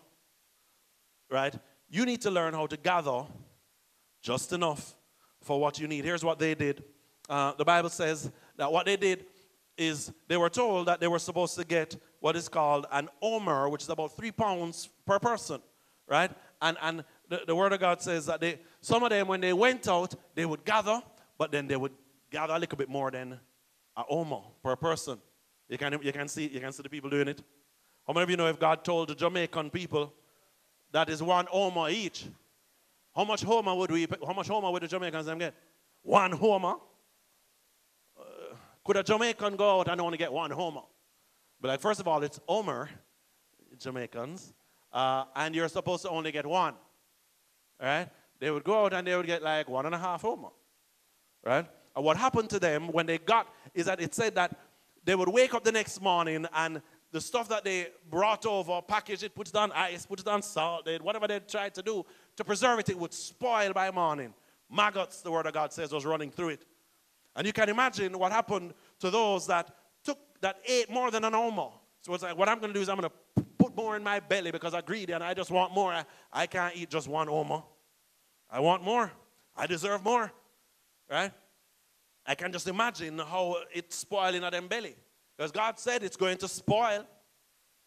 If you take more, it's going to spoil. If you take more than you need, it will spoil you. If you are in the habit of taking more than you need, what will happen to you is that you will become spoiled. You would find that your life is set up in a way that internally you'll be depressed and distressed and worried and overwhelmed and you don't know why. Well, that's because you are not gathering just enough. You're not gathering what you need, you're gathering more. Anything more than enough is too much. Somebody say enough is enough. Enough is enough. At some point in time, as an adult, you just have to say, you know what? God, teach me to gather just enough. Because I'm tired of being spoiled. I'm taking, and it's like there's a hole in the bottom, and God is saying, are you taking, are you gathering what you need to gather? Are you gathering just enough? Now, I'm not saying that you can't build. I'm not saying that you can't invest. I'm not saying that you can't lay up an inheritance, right? That you can't lay up an inheritance in your life. What I'm saying is, and what God is saying is, some of you are fighting for more than enough. Some of you are living and pursuing and working more so that you can get more. Some of you are pressing it. Some of you have pushed yourself way outside of your means. You're into overindulgence in your life. Some of you have pushed yourself outside of your means into debt. Some of you are in a cycle of debt. And that's because you're not satisfied with what you need today. You're saying, I will borrow from my tomorrow so that today I can have more than I need. And you wonder why you're depressed and why you're stressed out. That is because you put yourself outside of your means and you receive debt into your life. God has said, I didn't create you to be in debt. I created you to lend. Lord have mercy. So, what God is saying is that if you don't get used to gathering only what you need, if you don't get used to in your life living on what you need, if you don't get used to living within your means, when plenty comes, you're going to mistake money that He's given you to build for money that you need to use to spend. If you don't know how to handle plenty, because you don't know how to handle little, when plenty comes, you're going to use money that was to invest as going out money. You're going to use money that should be left for an inheritance as vacation money. Because you don't know the difference between need and what you want to do. You're spending. When plenty comes, you're not going to be content anyway. If you're not content with enough, God is saying you will never be content. You will never be happy with plenty. You learn how to be content off of working with a little. Some of you are trying to learn how to be content with a lot. Some of you are actually waiting till plenty comes to be who God has called it to be. You're waiting for some more. You're waiting for comfort in every area. You're waiting for how much you think you need to gather before you give yourself fully to God. What's going to happen is that plenty is going to come and you're going to still be stingy. You're not going to know how to give. You're still going to be tight. You're not going to understand. You're not even going to know what is in your life that you should be giving. Because your life is all messed up with and mixed up with, you know, what you need and what you think you need and what you want. And everything is all mixed up because you don't really know how to gather only what you need. God is calling you to gather what you need. That is why He taught us to pray. He said, Our Father who art in heaven, hallowed be thy name, thy kingdom come, thy will be done on earth as it is in heaven. Now give me this day my daily bread. Please just give me. He's saying, learn how to pray for bread for today so that you can be happy and content with Him giving you what you need today. And if anything comes that is over that, you will know what to do with it because you'll be doing what He wants you to do with it. I'm going to be understanding what I'm saying. I believe that God has given you all that you need for today. God has given you everything that you need for today. God has given you everything that you need for today. All the food you need to eat today. If you don't know where you're eating dinner after this, you don't have no food to eat today, find somebody, open your mouth and say, God says I should come over to your house for dinner, because I'm telling you, right, dinner might not be at your house, but it could be at somebody else's house. God has already provided what you need for today. Somebody say gather. Say enough is enough. You will not be content until you learn when enough is enough. You must live within your means to be happy. You are depressed because you're not living within your means, because you have pushed yourself out. Father God, help us. Number 2, eat what is on your plate. I had a friend of mine, really good friend, but I couldn't I didn't like eating with him. Because you go to eat with him, he's eating what is on his plate and he's looking in my plate. How many of you have one of them friends? Right? Him, your point, right there. All right, I'm just saying, he's eating what is on his plate, and while he's eating, it's like him just a prips. Right? And I got to the place where I say, you know what, I'm just going to order exactly what him ordered, because I can't. Because if I order something different, that make it even worse on him, because he's twitching. He's like, I should have ordered what you ordered, and he's having issues because he can't just eat what is on his plate. How many of you have that friend? Or is that you? Is you are talking about? Oh, sorry. Oh, Lord, it's you. Mercy. You have to learn to eat what is on your plate and stop looking at what is on somebody else's plate. Eat what is on your plate. You will not enjoy what God has put on your plate if you are thinking about what you used to eat in Egypt. You're not going to enjoy what God has put in your plate if you're looking at what everyone else has. You will be discontented in your life if you keep comparing yourself to everybody. All you do is compare.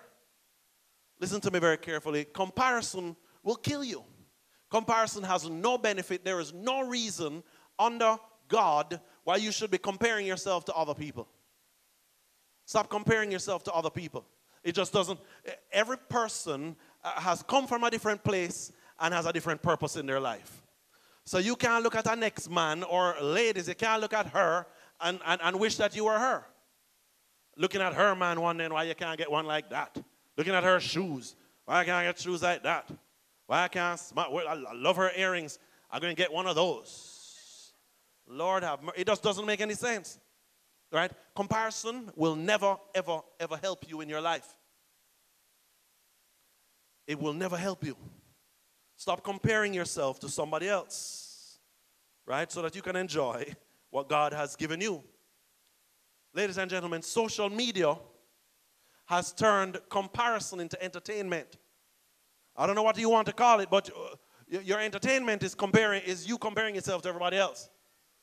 And you're on these things and you're swiping and you're scrolling. All you're doing is looking at everybody else and what they have. Comparison will kill you. What we end up doing is we keep putting before our eyes what is on everybody else's plate, instead of just looking at your own plate. Right? So, and here is how deceptive it is. We end up looking at the best of the best and comparing it to the worst of our worst. That's what we do, right? Because you know that person took 20 pictures, put their makeup on right, fix their hair right, turn to their good side. I'm still trying to find my good side. I can't find it. Right? Help me. If you find my good side, tell me. Right? But they go to their good side, they take picture, and that's what they put out. And you're looking at them, you're like, and you have all of a sudden you leave feeling sad because, man, that looks good. They look good, they look fit, belly flat, skin smooth, everything. My goodness, right? And you are watching what everybody else is doing. Social media, you need to come off of social media, some of you, because you're looking, Stephen Furtick says it like this. He says, we are looking at everybody else's highlight reels. All day you're looking at their highlight reels and comparing it to your behind the scenes. Because your perception of yourself is not as good as it should be. And then you're looking at somebody present the best of what it really isn't. And you compare it. Comparison doesn't help you. Comparison doesn't help you. You need to be careful of what you do. We've actually have become so addicted, and the way the mind works is you're not just looking at what the person is taking a picture of, some of you, you know that if them take a picture and then put down ackee and saltfish in a plate with some fried dumpling and some plantain, and they put that on the kitchen counter, you ladies know that you're not just looking at the plate, you're looking at that girl's kitchen counter. And her fridge and the knobs on the fridge. Tell the truth. Right? You take a picture and you want to know who is that with her. Which man that she have now? She's taking a picture, a selfie, and you're looking all behind it. Why? Because you can't help but see it. So it's not just what is on their plate, it's what's all around them. And you paint this picture of what they have, and it affects the way you feel about yourself. And you're feeling worse about yourself while looking at what somebody is presenting of themselves. And you need to stop. You want to know why you're depressed. You want to know why you feel the way you feel. It's because you're not focusing on what is on your plate. I'm telling you, envy is a thing. Covetousness, it can creep upon you. It can creep upon you. The main or major emotion that is evoked when spending time on social media is envy. Now you don't leave feeling happy, like, oh my goodness, I feel so much better about myself. No, after you look at it, you're like, why do I feel so low? I mean, jeez, I feel that way. And don't go out there looking for somebody that is worse off than you, because you shouldn't have to look at somebody that's worse off than you to feel better about yourself. Some of you have that person page that you like to go to because you know them a little bit bigger than you, a little bit tough. Oh, them still. And check this out now. In today's world, popularity can be measured to pinpoint measurement of popularity. And you know, you're not just looking at the pictures, but you're looking to see how many people are following them, how many people are liking them, how many people are viewing it.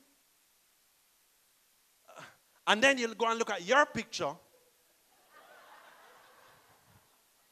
and you say, 443 people like this picture, and there's only 4 people like mine. And so you already don't like yourself that much. Then you're seeing that more people are liking them than you. It just don't make any sense. Pinpoint precision on how unpopular you are. 4 likes, 5 likes. I'm telling you, it's a serious thing. How that person have all of that.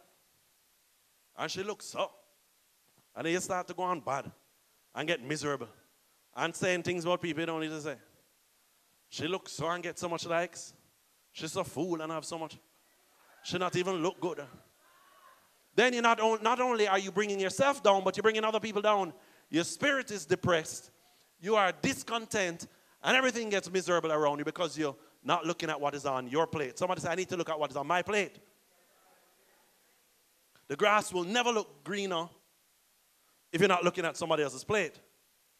If you focus on your plate, it will start looking really, really good. There is greatness on your plate, ladies and gentlemen. I'm here to tell you there is greatness on your plate. Right? You need to get that kind of a spirit. There's greatness on your plate. How many of you used to watch creative cooking on TV? Creative cooking, if you're young enough, right? Or you never had a dish. Those, if you had a dish, you never watch it. But if you had to watch JBC, like some of us, right, would watch creative cooking. And they used to do a thing like where they would start off, and on the table you'd see 1 tin of mackerel, right? 1 piece of onion, right? A little cup of flour. And then they would do something with that stuff and make a gourmet meal and Panama. And you were like, my goodness, there is greatness. And I think it's Grace Kennedy used to sponsor it. So everybody's rushing out to buy Grace because there's greatness on that plate if you use Grace. I'm here to tell you that there is greatness on your plate. Some of you have stopped being creative because you're looking at everybody else. You've said, I'm not going to be creative, I'm going to be comparative. I'm going to compare myself. God is saying, no, if you focus and be creative, he says, look at this. I've given you manna, right, which is like a sweetbread thing. Why you can't just be creative with manna and do all of what you can do, find greatness in manna? I mean, if Jamaica got some manna and that's all we have, we would have hard-o manna, cocoa manna, raisin manna. I don't know what else we have. curry manna, jerk manna, bulla manna. Hey, grotto manna. I would say, Lord, forgive us. There's no limit here in Jamaica what we can do with some manna. Weed manna. Hey, ha. Somebody said weed manna. That wasn't me. Worse. The little baby chicken. The quail. Oh, goodness, what we would do with some chicken. Curry quail, sweet and sour quail, fricassee quail. Just use the manna, bread the quail and make some fried quail. Can't stop us. Fried quail. I'm just saying, this is what Africans, when they were enslaved and they were given little, they knew that there was still greatness on their plate. How many of you know that the delicacies that we eat today, don't clap yet, the delicacies we eat today are because it was all that we were given. As slaves, we got the what left food and we made greatness out of it. I'm talking about oxtail. Or massa, are you finished with it? You don't want the tail of the ox? Okay, I'll use it. Oh, you don't want the ribs?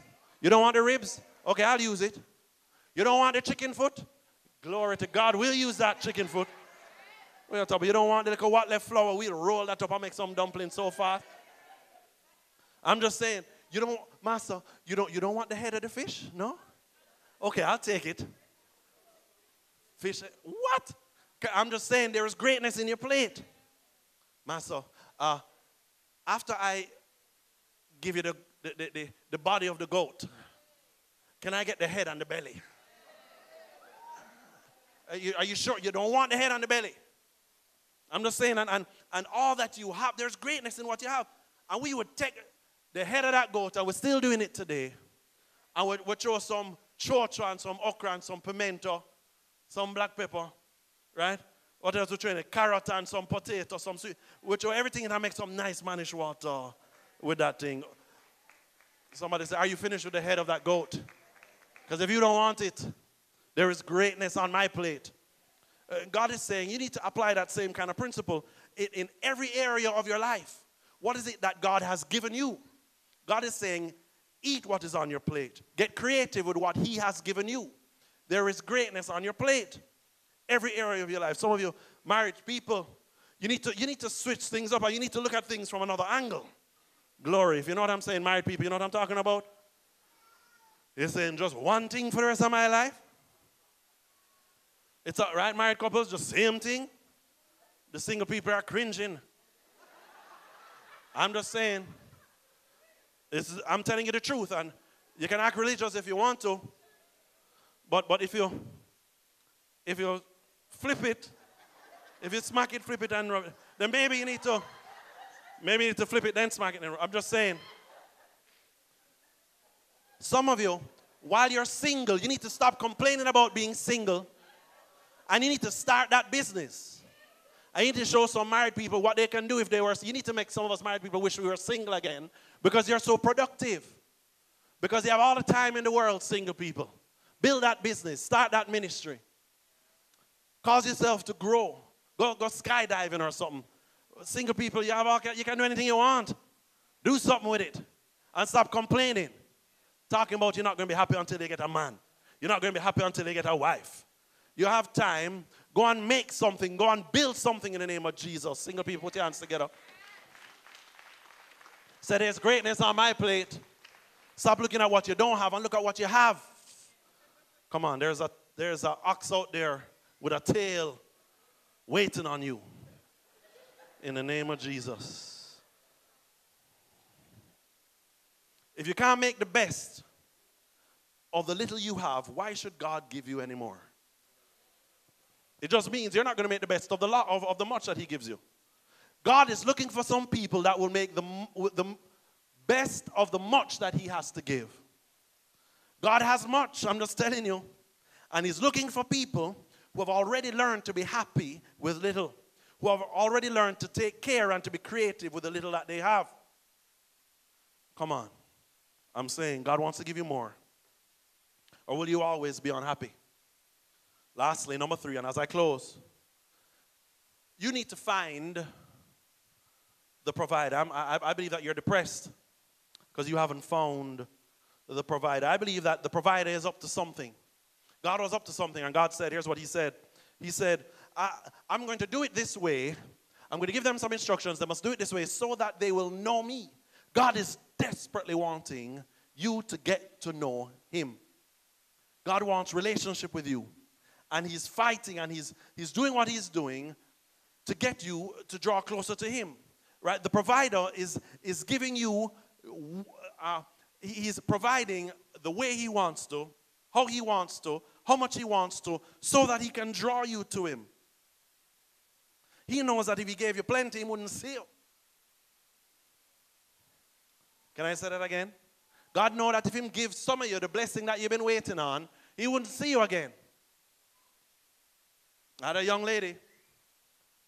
I used to counsel this young lady. She came to church. I prayed with her to find a husband for 3 years. One day she came to me and said, I found that husband, found that man, and man of God, and I have not seen her since. Glory to God. Gone. I don't know where she, but I hope she's happy. I mean,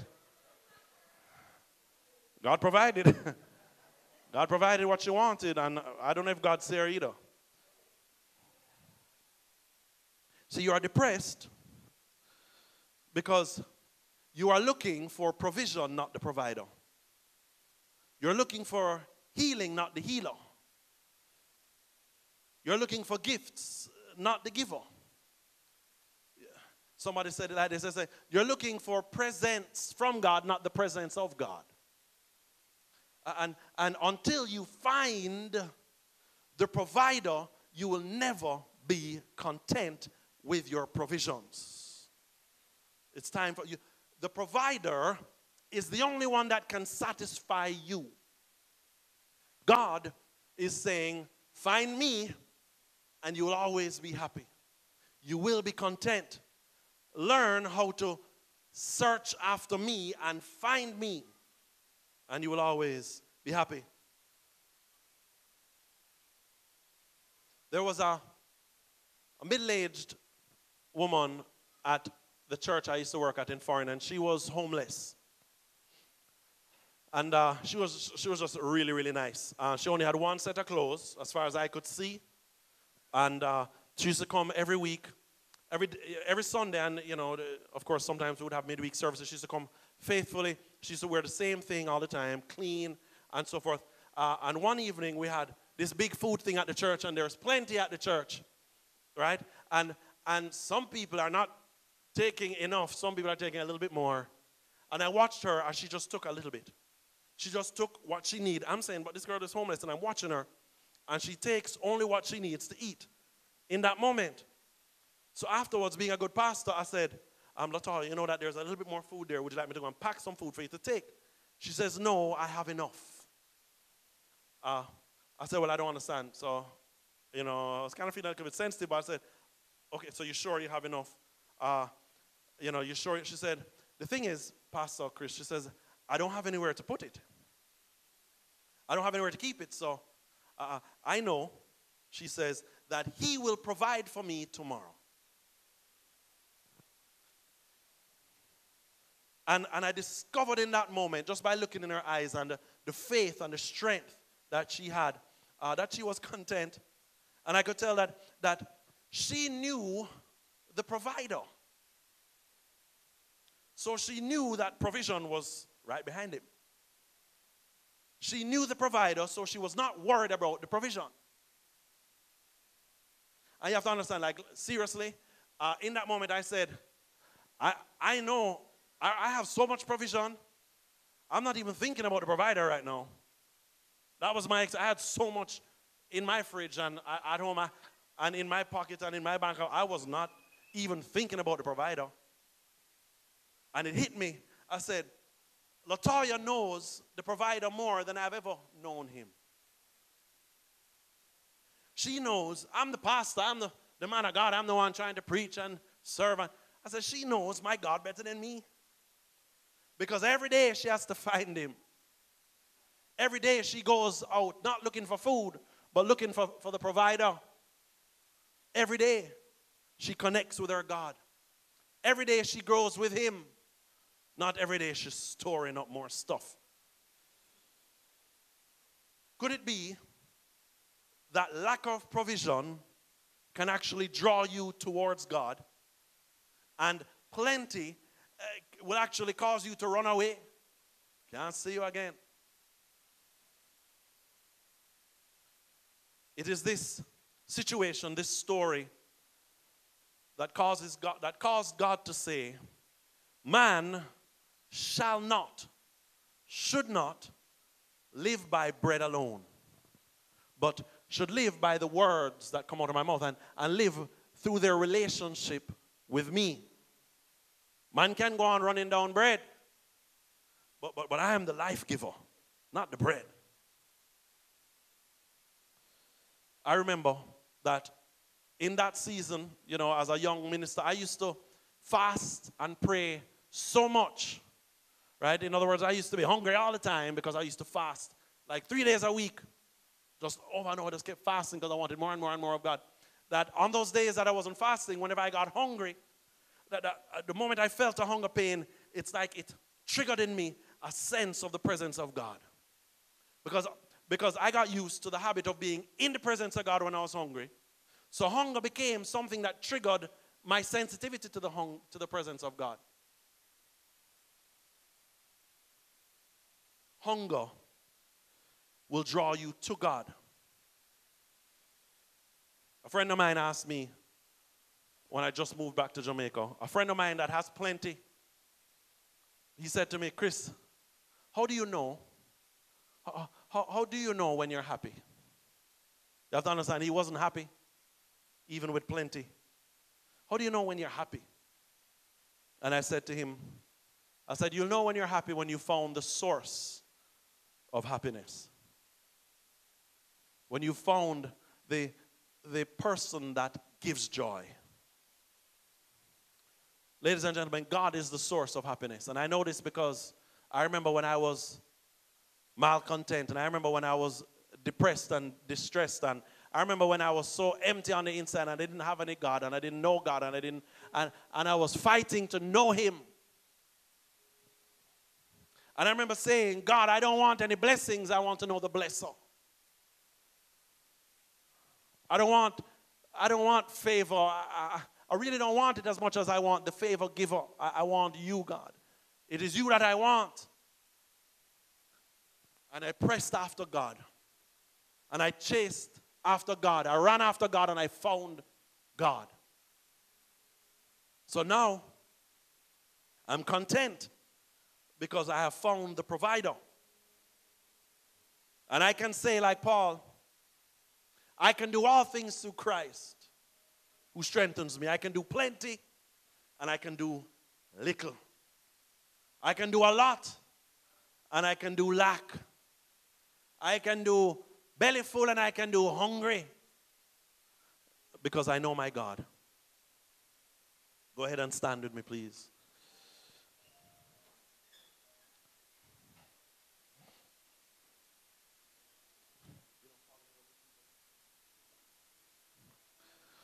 I know that some of you are waiting on some stuff. And I know that God is taking you somewhere. But you need to understand that there's nothing sweeter in life than waiting with God. Some of you have been waiting without God. And God is saying, why not just connect with me? I'll wait with you. I'll be there for you.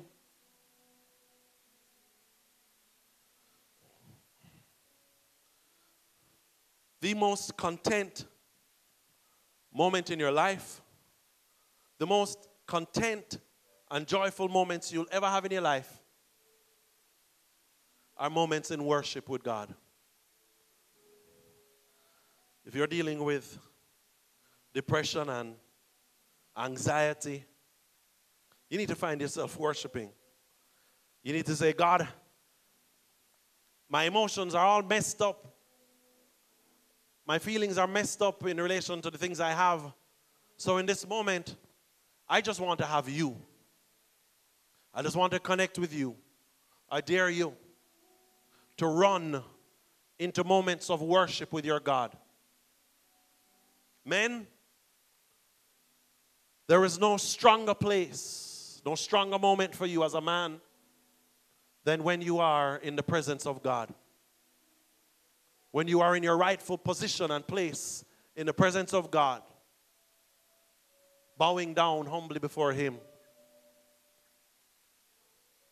Ladies, there's no more fulfilling moment in your life than in the presence of God. God is saying, come into my presence and you will learn contentment. I will be your strength through everything. Through the ups and through the downs, you'll still be happy. He's inviting you to fall in love with Him.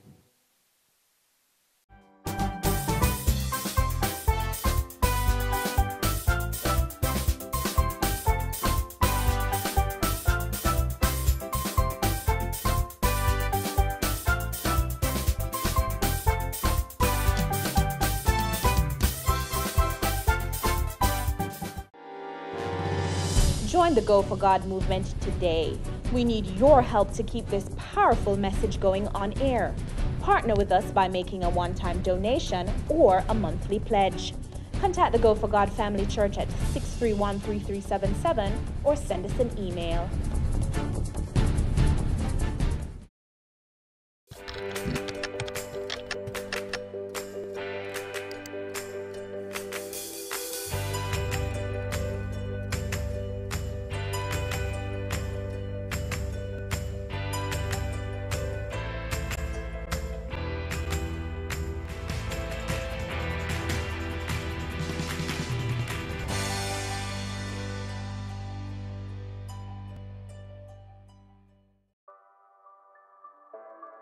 Sundays at 4:30 p.m. It's all about Home Sweet Home. Get your half-hour dose of the business of real estate, from laws and concepts to reality, building, buying, or renting. Or what about trends in decor or renovations? Home Sweet Home will keep you up to date.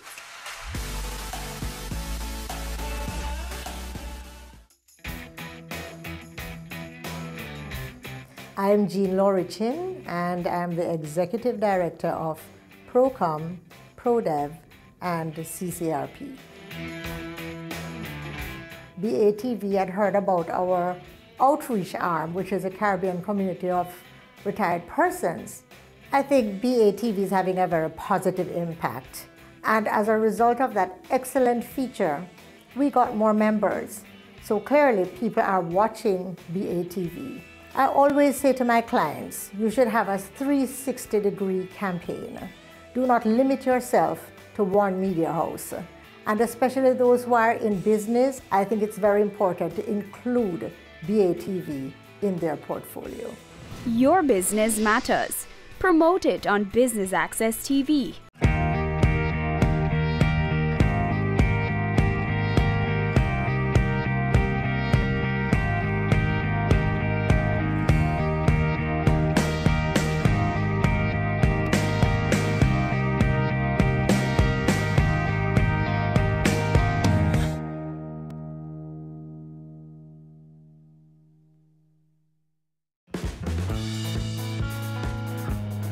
So Business Access TV has impacted my business pretty much, you know, in the obvious ways. Everywhere I go, people would stop me. Are you the girl that was on Business Access TV? I love your work is amazing. Of course, business-wise, orders came in through the interview. It's an ancient Japanese technique. The interview was great because I was able to explain my process and people really understood it. The impact of you doing an interview and showcasing it on Business Access TV is priceless. There's no dollar value for that. What is there to lose? You have everything to gain. It's been an amazing experience for me, and it will be for you. Your business matters. Promote it on Business Access TV. Business current affairs you can relate to. Frank, credible discussion. On point with Kalila Reynolds and Dennis Chung. Dissecting the issues, offering solutions to Jamaica's challenges. On point. Thursdays at 8 p.m. on Business Access TV.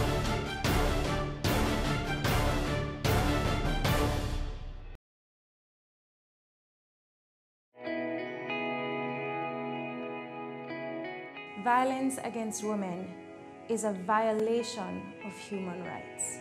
Its impact ranges from immediate to long-term physical, mental, and sexual consequences, sometimes resulting in death. It negatively impacts women's general well-being and can prevent us from fully participating in society. Be a better human being. No more violence against women. No more.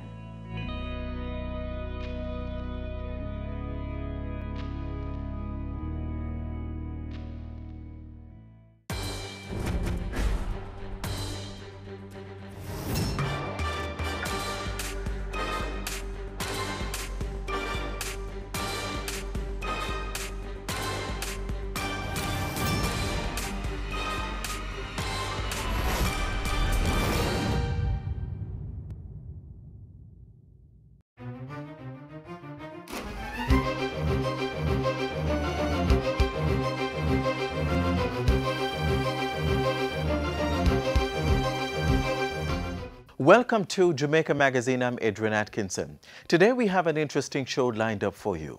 Ingrid Cole and Kedia Delahaye from the Administrator General's Department are here to discuss the AGD's roles and functions.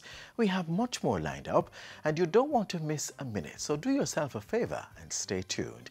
Your favorite magazine program starts right now.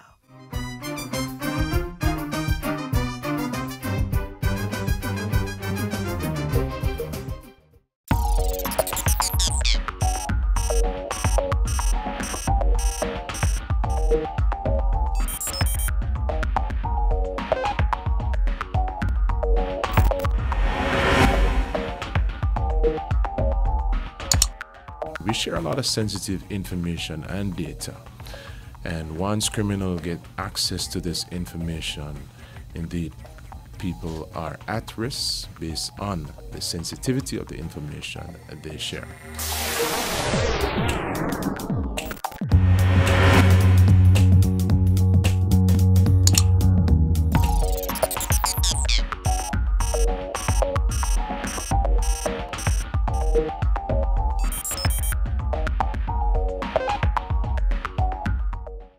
How much do you know about making a will, reporting a death, or even transferring a motor vehicle to the surviving spouse of a deceased person? These are just some of the services provided by the Administrator General's Department. Find out more next.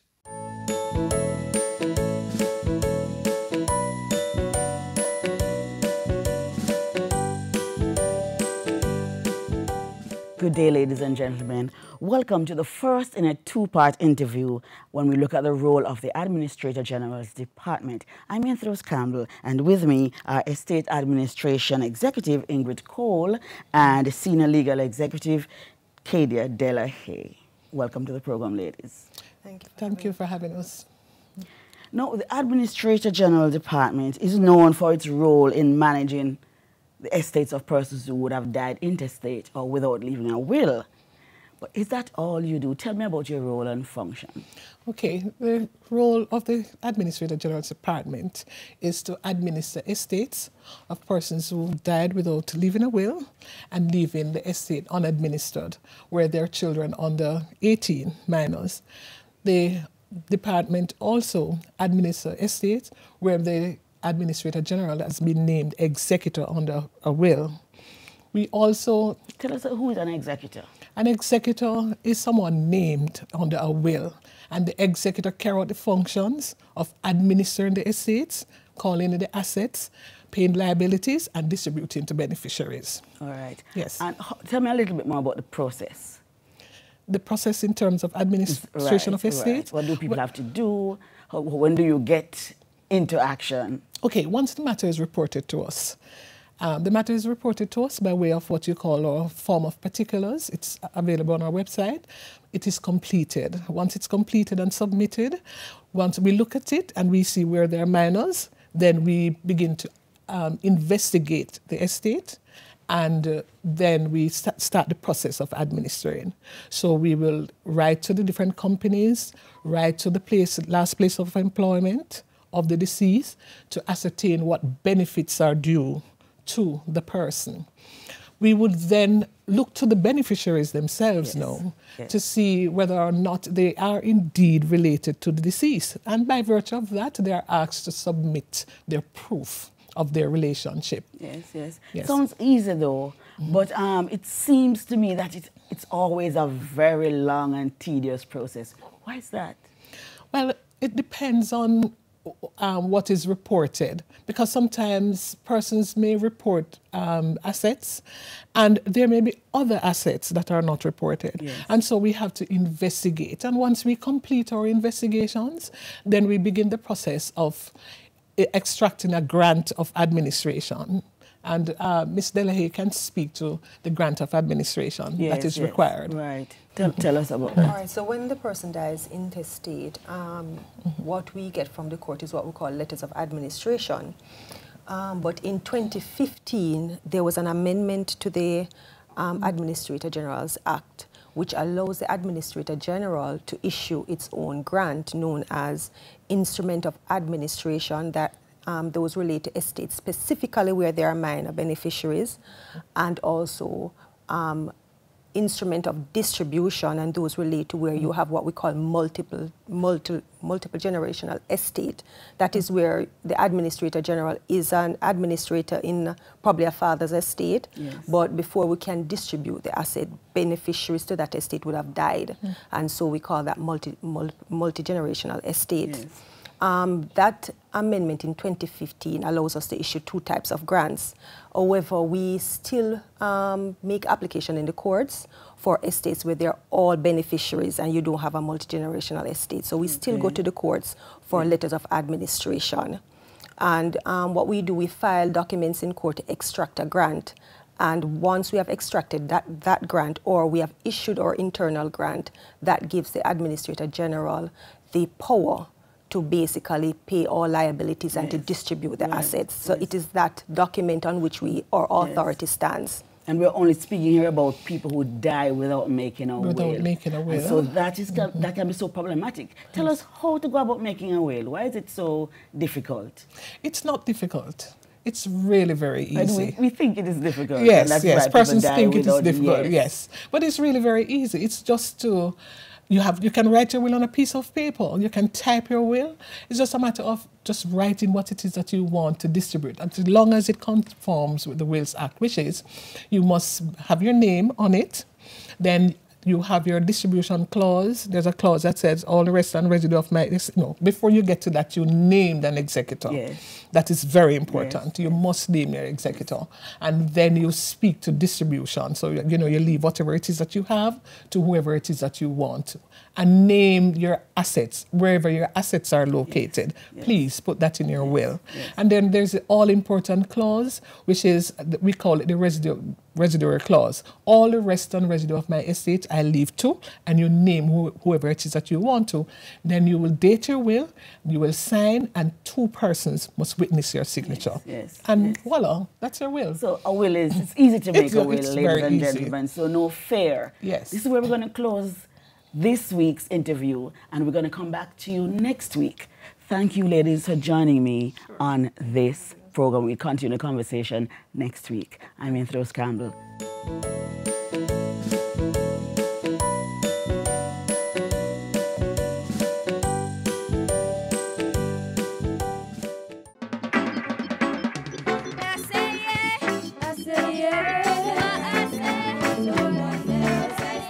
Students aged 9 to 12 enter the essay competition.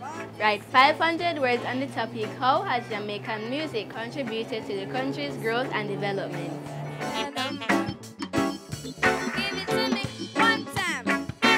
All entries must be submitted by Sunday, October 28th.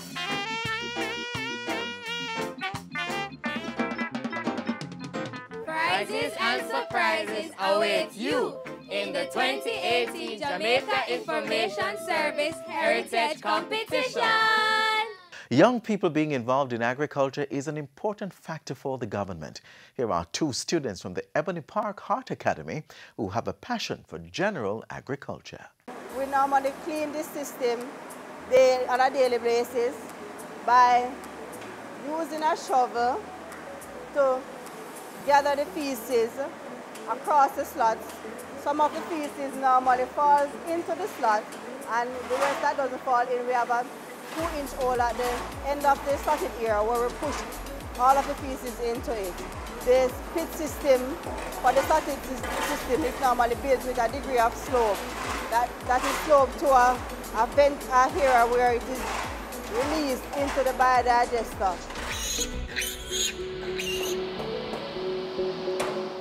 What if I told you there's an easier way to do this? Students from the Ebony Park Arts Academy in Maypen, Clarendon have designed a unique way, modern if I may say, of effectively cleaning your pig pen. A design which they had on display at the recently held Dembe Agricultural Show. Take a look.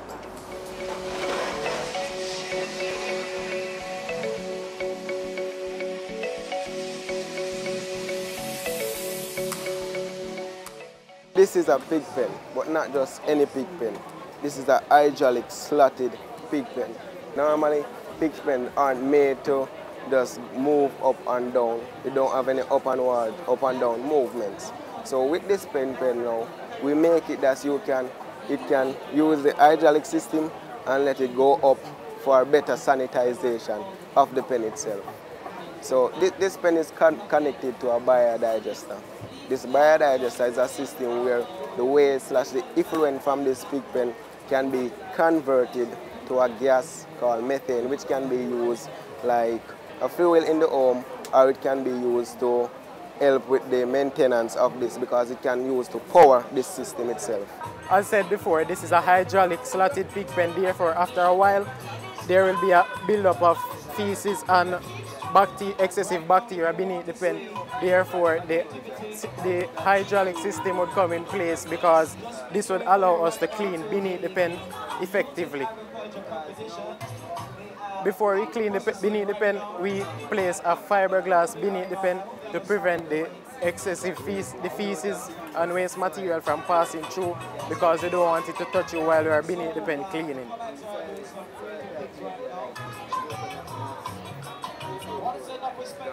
So this is when the pen goes up, and it will allow you to clean beneath the pen effectively to reduce the amount of bacteria and have a safe and disease-free pen.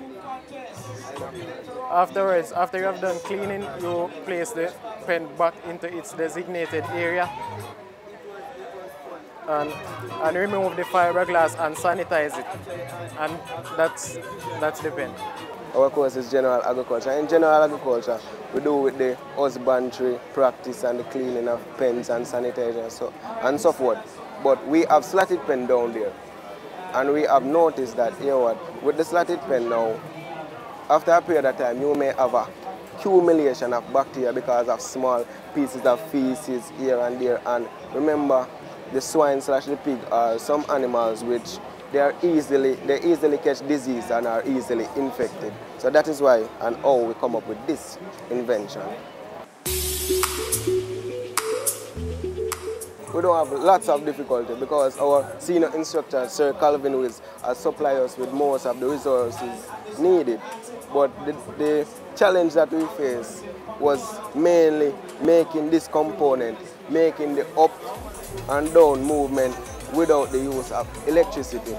So we had to think about it throughoutly. We just buck up on some syringes. So what we did was, we noticed that when you connect two syringes with a tube, when you push one down, the other one will go up. So we think about it and say, mainly we can use this as the hydraulic component of it using water. Like a liquid, you can use any liquid, not a too thick liquid, a liquid which can flow freely and make the movement. So we have the tendency to connect the syringe to each corner, to 4 corners, and to these syringes we connect them on the framing. So when we have the tendency to push down the syringe, the pen will go up, and when we push up the syringe, the pen will go down. So that is our hydraulic component of the system.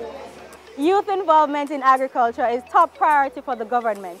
And with a system like this one, designed to integrate modern technology and agriculture, what more could you possibly ask for?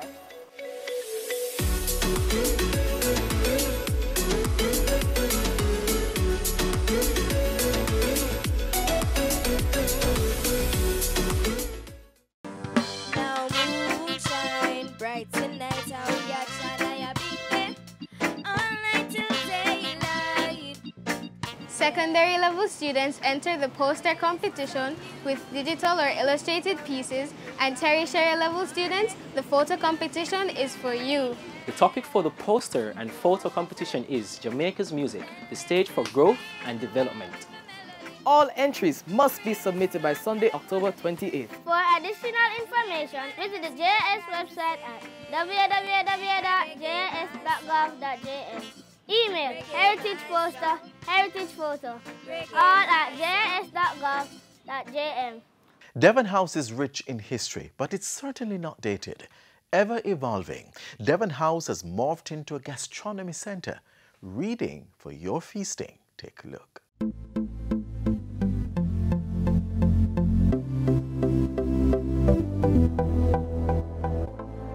This evening we launch the first of hopefully a number of gastronomy centers across destination Jamaica.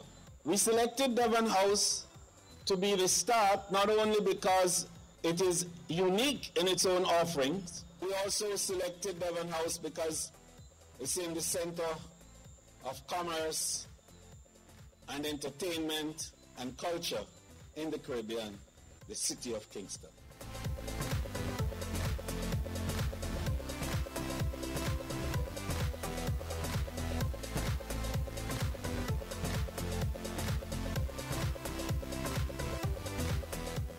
Gastronomy is one of the fastest growing reasons for people to travel.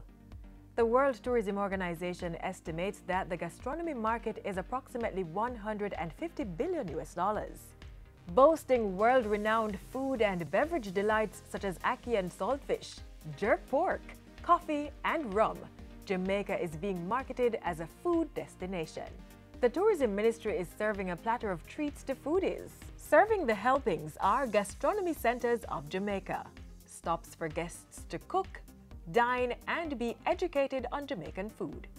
We're going to be establishing here at Devon House the first gastronomy club, and we will be building a special kitchen so that that dream of putting the first standalone kitchen without a chef, without a cook, without anyone except those who will see to its campness throughout the period.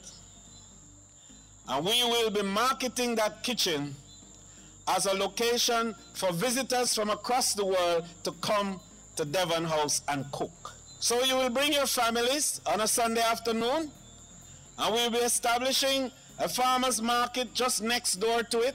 The final thing that we want to do here at Devon House in advancing this gastronomy prototype is to establish a food shop. You move from shop to shop and you just nibble. You just pick and eat different types of cuisine. So you perhaps start with a little rundown. The next shop is jerk chicken. The next shop is jerk pork. The next shop is ackee and saltfish. It seems a perfect combo. Devon House, built by Jamaica's first black millionaire in the 1800s, has transcended into a haven for ice cream lovers and socialites. Already on site, some 14 eateries featuring local and international cuisine. I think it's an excellent idea. I think the time has come for that. We serve both Jamaican food, international food, and we also have an Italian pizzeria.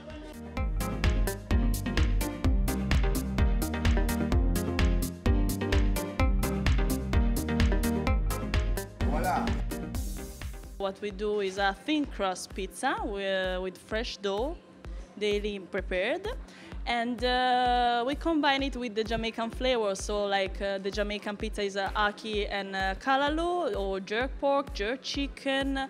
We also do Hawaiian, pepperoni, so we try to please all kind of buds. It's a fabulous idea. One, because Devon House has such rich history, and I believe that it's in line with our culture.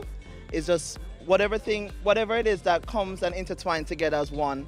You know, food, culture, music is a lifestyle. I know it's going to be much more exciting. I believe what the Ministry of Tourism have done so far in terms of the improvement on the property is just amazing, and I just know it's going to get better as it goes along. The other retail shops that are here is also a wonderful combination. The atmosphere is great.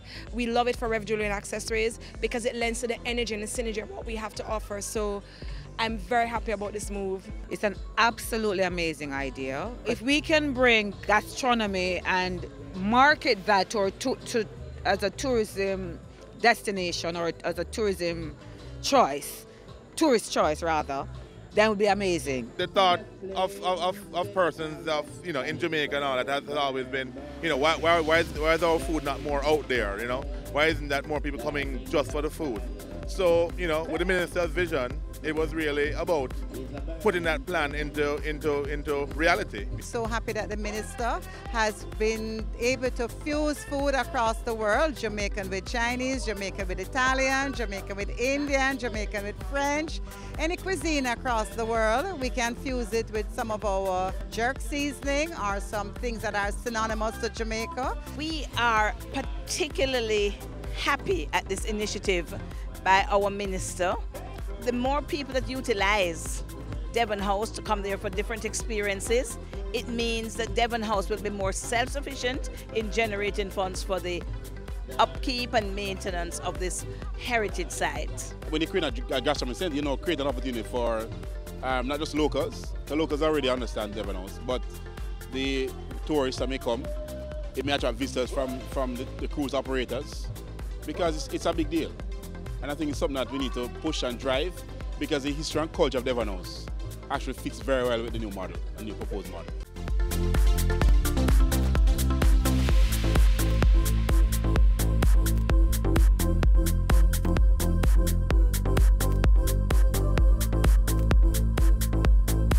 The Electoral Commission of Jamaica, ECJ, has extended the validity of all voters' IDs. Yes, I said it. All voters' IDs are valid until December 31, 2019.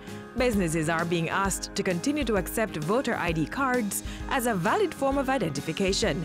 Don't worry, the ECJ will continue to process new and replacement ID cards until the new expiration date. For more information, call toll-free at 1-888-991-8683 or email eojinfo@eoj.com.jm. The Electoral Commission of Jamaica, committed to free and fair elections. The formula to success is a personal thing. It all depends on who you are. But for sure, the end game is empowerment and streets of opportunities that allow you to make your big score.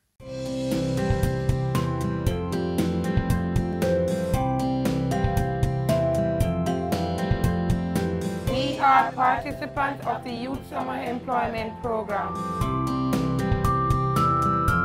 YSEP is the Youth Summer Employment Program provided by the local government ministry, which enhances and prepares youth for the future working world. It is critical that we expose the leaders of tomorrow to the workings of local government.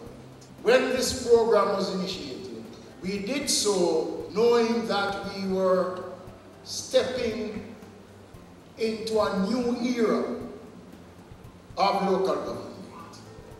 Never before has the Ministry of Local Government embarked on a program specifically to employ young people in this country. We provided employment to over some 2,000 young people. We provided the employment to collect critical information on services provided by local government. We did an audit on streetlights. We did an audit on missing street signs across the country. We did an audit of the most vulnerable individuals across communities. And out of that audit, especially the streetlight audit, we were able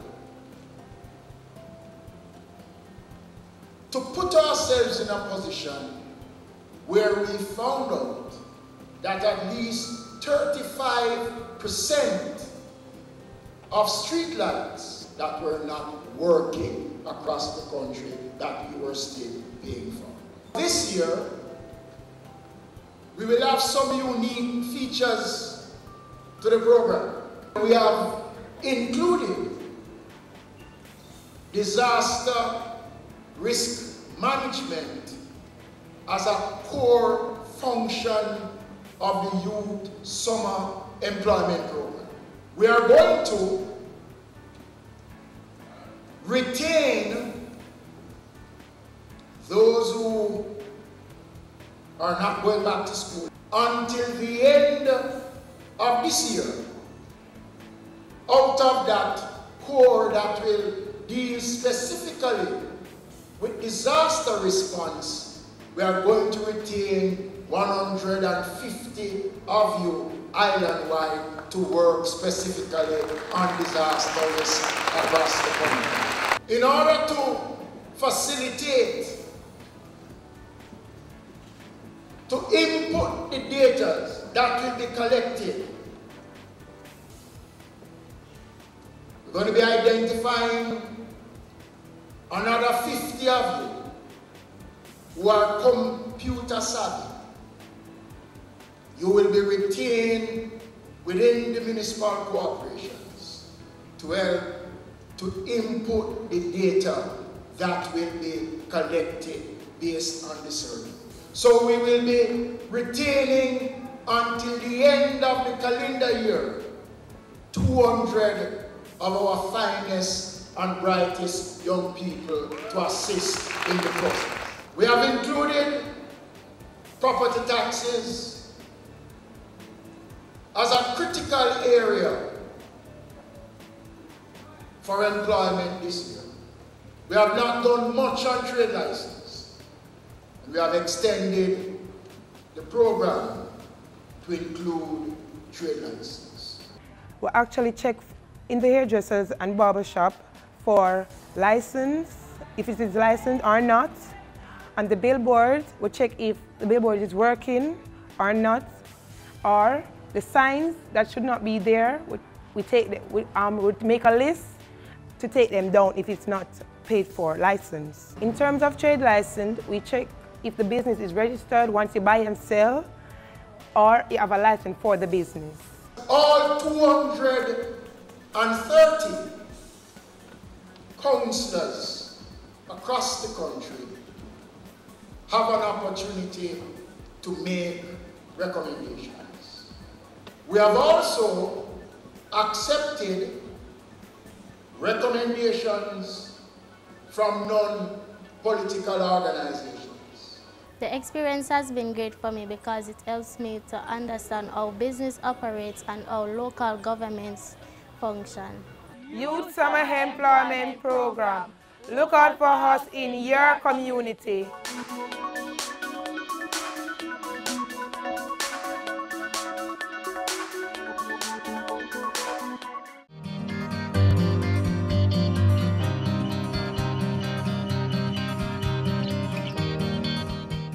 Thanks for watching another edition of Jamaica Magazine. Do join us again tomorrow and we'll do this all over again. Send us your feedback on today's show to jamaicamagazine@jis.gov.jm. Also, you can follow us on our social media pages, Instagram, Facebook, and of course, there's Twitter. Download our app on your Apple and Android devices. And you can also visit our website, jis.gov.jm, for more information. On behalf of the entire production crew, I'm Adrian Atkinson. Thanks for watching.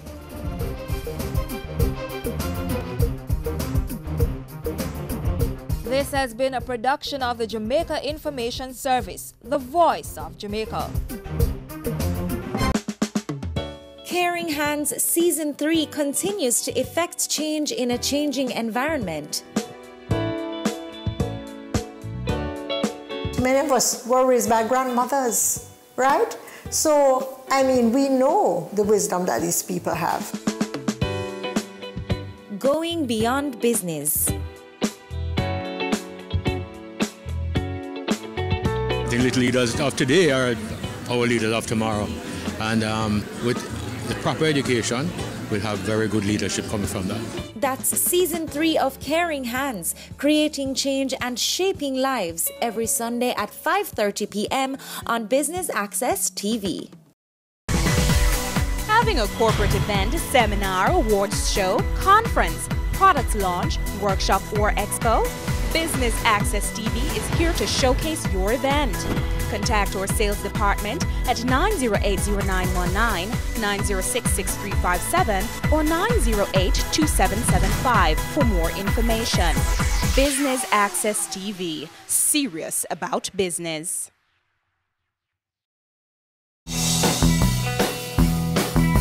Hi, I'm Richard Panduit, CEO for the Separate Group of Companies. You're watching Business Access TV. We're serious about business.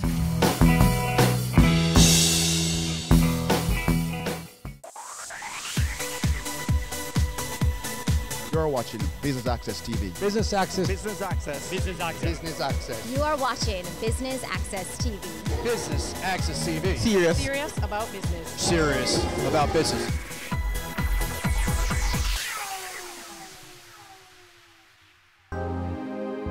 Welcome to part 2 of Business Access TV's coverage of Jamaica's largest electrical expo, the Electrical Expo right here at the Jamaica Pegasus, brought to you by Fosridge in partnership with Nexans and Siemens. I'm your host, Amita Prasad Webb. Please stay tuned for highlights.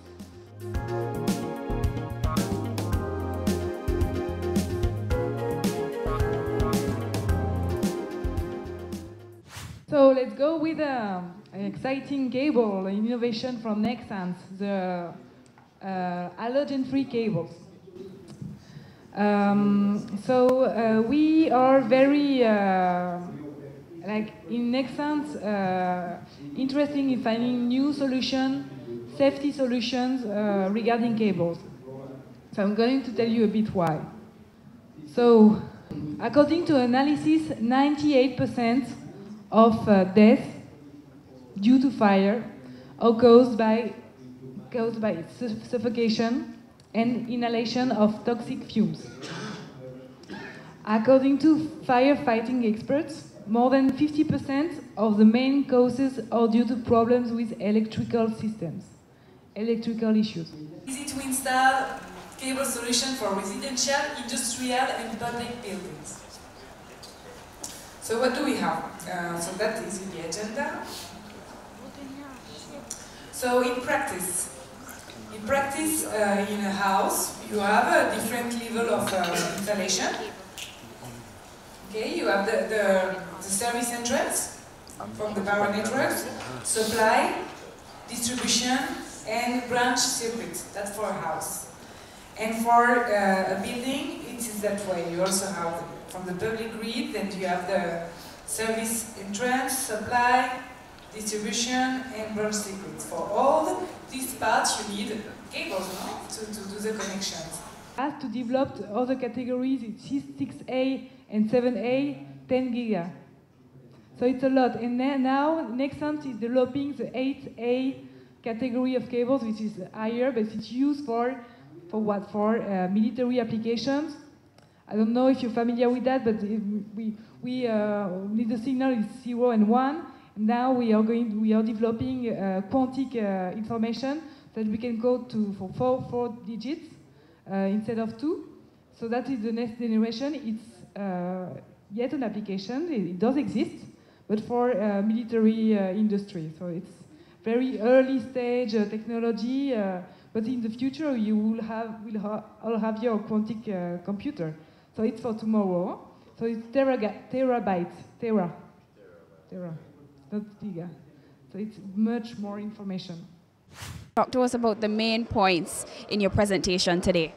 The main points were the safety-oriented cables, halogen-free cables, that doesn't allow the fire to spread.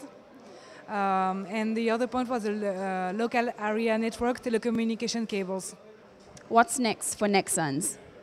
Next, we hope to get better brand awareness here in Jamaica, to grow together with Fosridge, and I expect to go back very soon to see you again.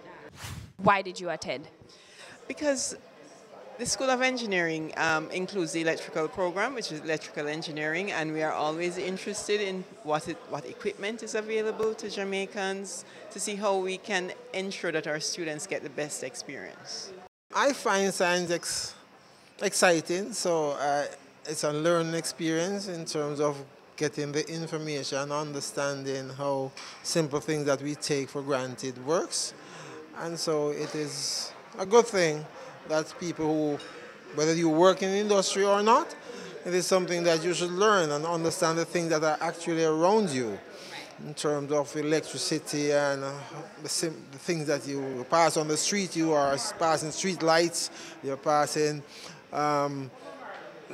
stop lights and so on, and you don't even understand how they really work. And these guys are the ones who will tell you what's the background to all of these things. It's time for a quick break, but please stay with us more when we return. Home is where all the sweetness, silliness, and beauty of life happens. Discover your style and express yourself with furniture from the Ashley Furniture Home Store. Visit any of our 2 locations at Ligony Kingston or Fairview Montego Bay. Find the most exquisite range of furniture in varying styles to suit your needs. So tell your story with elegant and affordable lounge, bedroom, dining pieces, and more from the Ashley Furniture Home Store. Here at Ashley, this is home.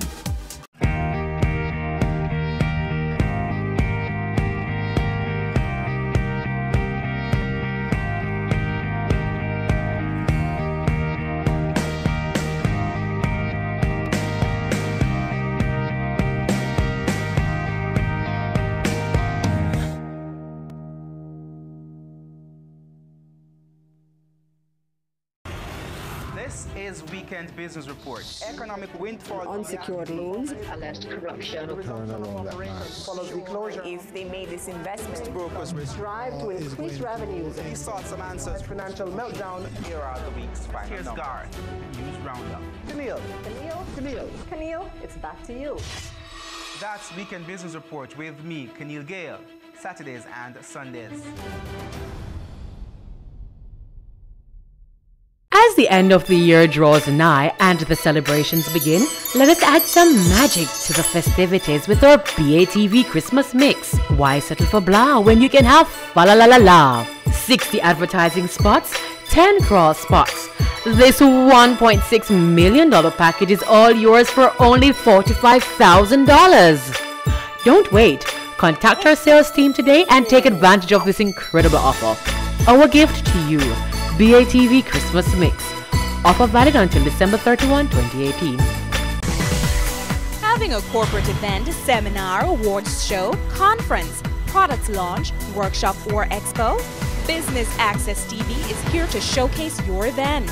Contact our sales department at 908-0919, 906-6357 or 908-2775 for more information. Business Access TV, serious about business. It's season 12 and Wealth Magazine Business Access is here to keep you business savvy. With an impressive mix of some of Jamaica's most inspiring business moguls, we continue to keep Jamaica informed, empowered, and ready to dominate. Tune in Sundays at 5 p.m. only on BATV. You're watching Business Access. Business Access. Business Access. Business Access TV. Serious about business.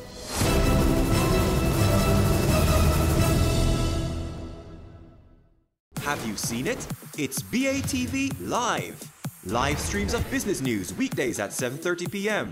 Stay on point Thursdays at 8 p.m. with our Business Current Affairs show and Weekend Business Report Saturdays at 7:30 p.m.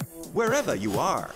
Log on to our Facebook page at Business Access TV or visit our website at batvja.com. Live and at your fingertips. Business Access TV, serious about business. Welcome back and thanks for staying with us.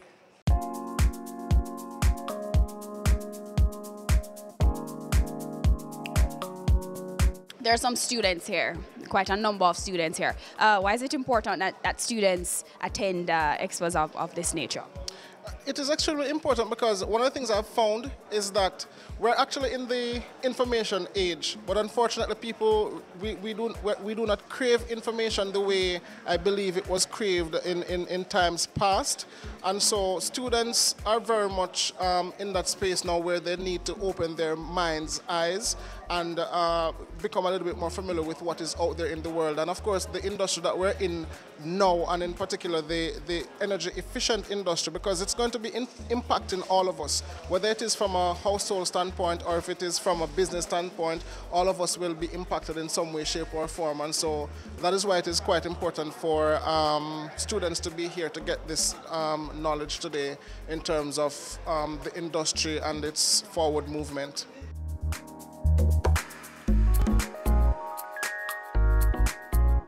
The information that's go across here today is very informative, and I learn a lot. I can take back all of this information not just to the company but also to my community. And I would advise that when we have program expo like this, a lot of business people who have maintenance managers should come and get all of these information so they can use it within the companies. In the morning, a person comes to me and asks me if this is the smallest size or which are the sizes of the starters. Actually, you could see the starters just have three sizes in the complete model for the 3RW55 and also for 3RW52, and both are less than 200 millimeters by tip, so it's very tiny. So that the bigger one for 560 kilowatts, it's size 4, it's just this size, right? And also these starters has the 3RW55 has this innovative application that if you lose in one line a pair of thyristors, it still works with two-phase control. Just this one, the 3RW55. It means this product is robust, it's versatile, and it adapts to your applications. Okay, for the soft starter is enough. Yeah, that's one question.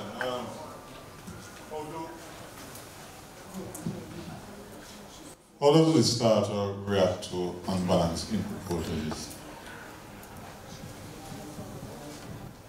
Actually, these starters has the possibility to measure line by line the current, and also it could set a protection against unbalance, phase failure,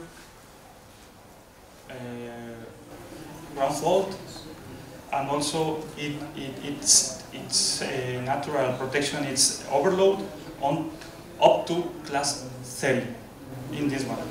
So since class 10A, it means 7 seconds at 8 times the nominal current, and it could protect against low voltage supply. You said this lowest voltage it could supply, and it will respect that. This product has the possibility when you buy the Profinet solution, the Profinet module for the starters. That's an optional component. You are buying also a web server inside this component. So it means since your telephone, with your cell phone, you could access to the same web of this component, and you could check out which is the current, the instantaneous current, all the status, all the failures, and also you could check out if the unbalance status is. Sorry? Yeah, with the web server. It's in parallel of the Profinet application, and also it has a special application for the model with two ports of Profinet, that you could establish an open communication communications protocol, OPC, with other components and also with an HMI without any PLC. So you could set almost up to 8 starters to just one HMI, the comfort panel version of Siemens, without any PLC. The communication will be directly with this one to this one. And with Profinet, of course, it's a rare communication. You need the PLC to display the status of the component in the panels. Let me say, this OPC application could be for local reviewing, and the Profinet could be for remote applications, remote reviewing, and that's the point. Talk to us about the main points of your presentation today. Actually, the main point of our presentation is the possibility to reduce cost and downtimes in the industry, and it's important for the attendees to stay in the conference, because they will realize how to do these downtime reductions, and also they will realize how to do it and where to do it. So it's very important to reduce the cost of the implementation of a project, and also for reducing the time, for example, of a stop pump and stop motor. Why is it important, or why is the information important for the attendees here today? Because this information is used to communicate these smart control panels with a very bigger concept that is the Industry 4.0 that Siemens is managing worldwide. So they could see how it begins, and they will explain which the next steps of this concept. We take our final break, but don't go anywhere. We have more highlights for you after this. You see island I wear, them are the best thing in the island I swear. Everywhere in the island I hear. Everybody with a eye problem, them a talk about the place name island I wear. Them a say, island I wear. Them a say, island I wear. Everybody with a eye problem, them a talk about island I wear. Island Eyewear offers free eye testing every day, all day, at all locations island-wide. Conditions apply. Island I wear. Everybody with a eye problem, them a talk about island I wear. It's season 12, and Wealth Magazine Business Access is here to keep you business savvy. With an impressive mix of some of Jamaica's most inspiring business moguls, we continue to keep Jamaica informed, empowered, and ready to dominate. Tune in Sundays at 5 p.m. only on BATV. You're watching Business Access. Business Access. Business Access. Business Access TV. Serious about business.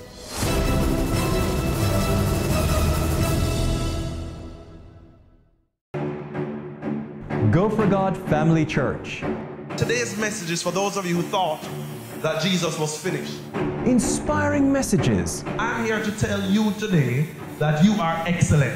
God is excellent. Empowerment from biblical motivation. To be glorified means to endow with authority. A woman is a powerful, creative being.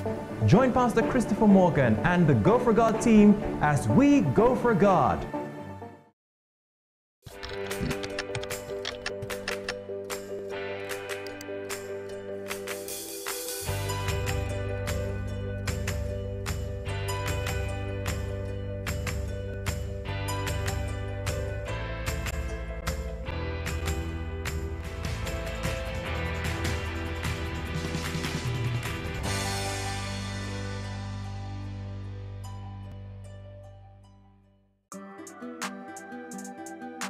We are serious about the business of real estate, so catch Home Sweet Home Sundays at 4:30 p.m. or if you missed it, check our website at batvja.com. Cameo brings the creative industries to life, delighting creatives in different fields each week. Art. My life turns art. I breathe, I eat art. Fashion. Food. Without a customer, we're nothing but four walls. Music. Film. Cameo, only on Business Access TV. We're taking you beyond our shores, across the region and around the world. Every week, BATV gives you in-depth reporting on the major stories that gripped headlines in the Caribbean and on the international scene. Join us Sundays for This Week Abroad. Business Access TV, serious about business at home and abroad. This is Weekend Business Report. Economic windfall. Unsecured loans, alleged corruption, follows the closure. If they made this investment, Brokers strive to increase revenues. These sought some answers. Financial meltdown. Here are the week's final. Here's Garth, News Roundup. Camille, it's back to you. That's Weekend Business Report with me, Keneal Gale, Saturdays and Sundays.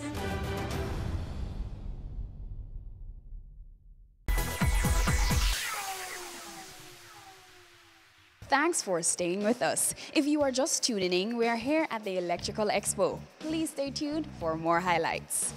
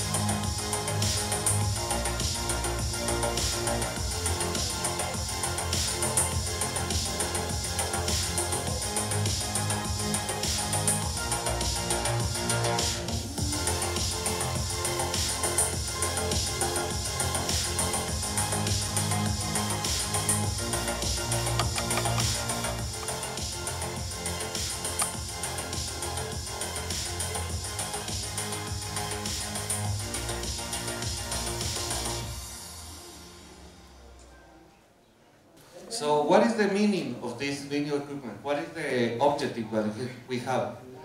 The first word is saving. We want to save money, we want to save space, we want to save energy.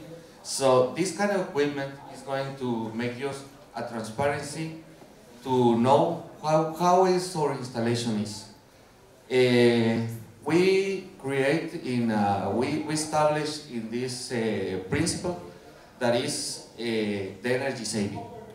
We want to identify, for me, in my plan to have an energy saving, I have to know how is the plant, how is the management of the plant, how is the energy flow, where is my potential of energy saving, and measure it.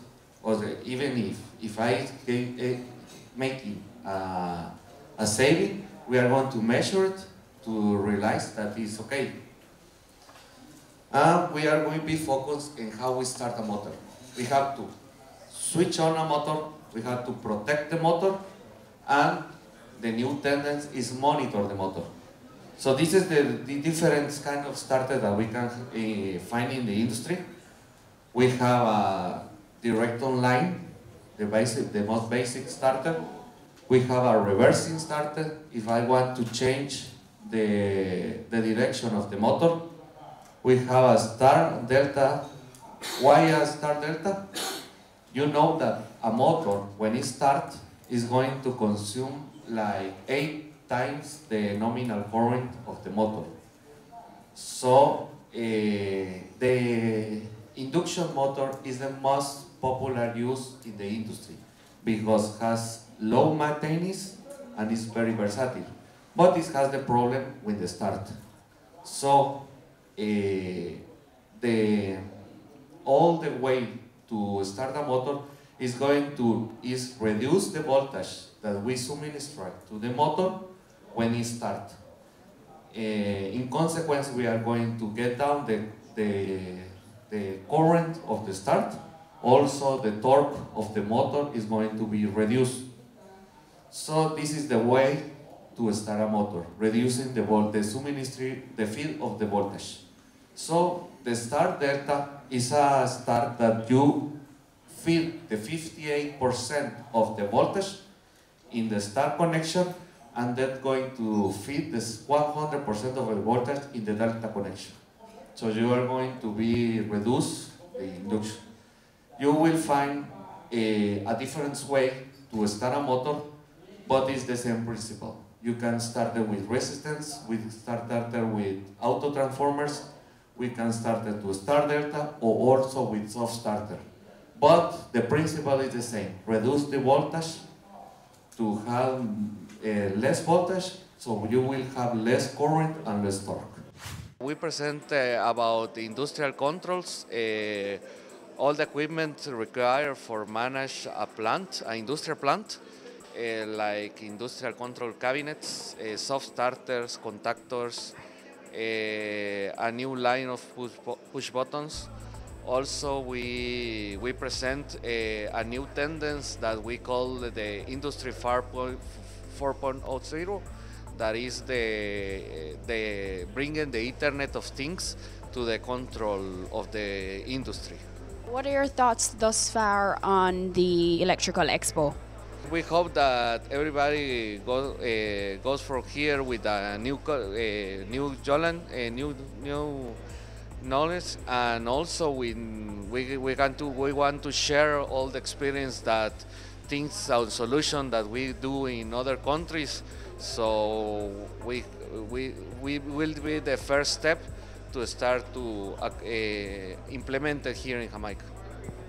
For those people who don't know, talk to us about Siemens and the brand overall. Actually, Siemens do like everything. We're in the distribution energy with the power generation. We are in control for industry, energy management, and also we have a division for medical equipment.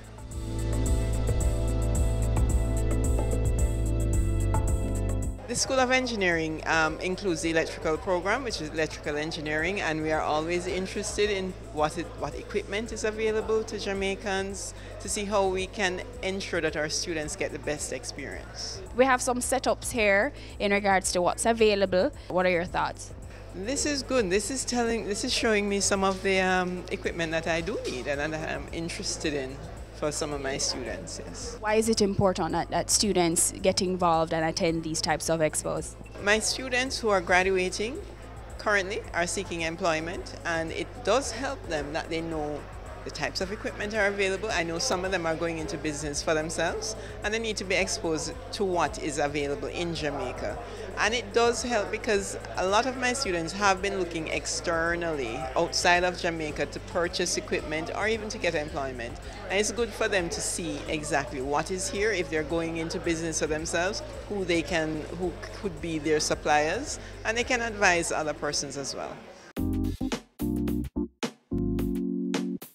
There are many individuals in Jamaica who want the products and services that Siemens and Nexans offer, but without a way of getting it here, and we found ourselves with the opportunity, and we decided, hey, let's just go with it and showcase to Jamaica what is it that we can actually do for them. At Fosterich, our customers are always our main concern. We've always looked for ways in which we can improve the service and the product offerings that we have. And I think we pride ourselves on just being able to do that, and the fact that we have the customers at the forefront of our minds on any given day, which is every day of the week, because we're always looking for new and improved ways. And I dare say, because I don't think anybody can challenge me in this, that Fosterich is a trendsetter when it comes on to innovation and looking at finding products that are meaningful to how we live our lives, and I mean, even with energy efficiency.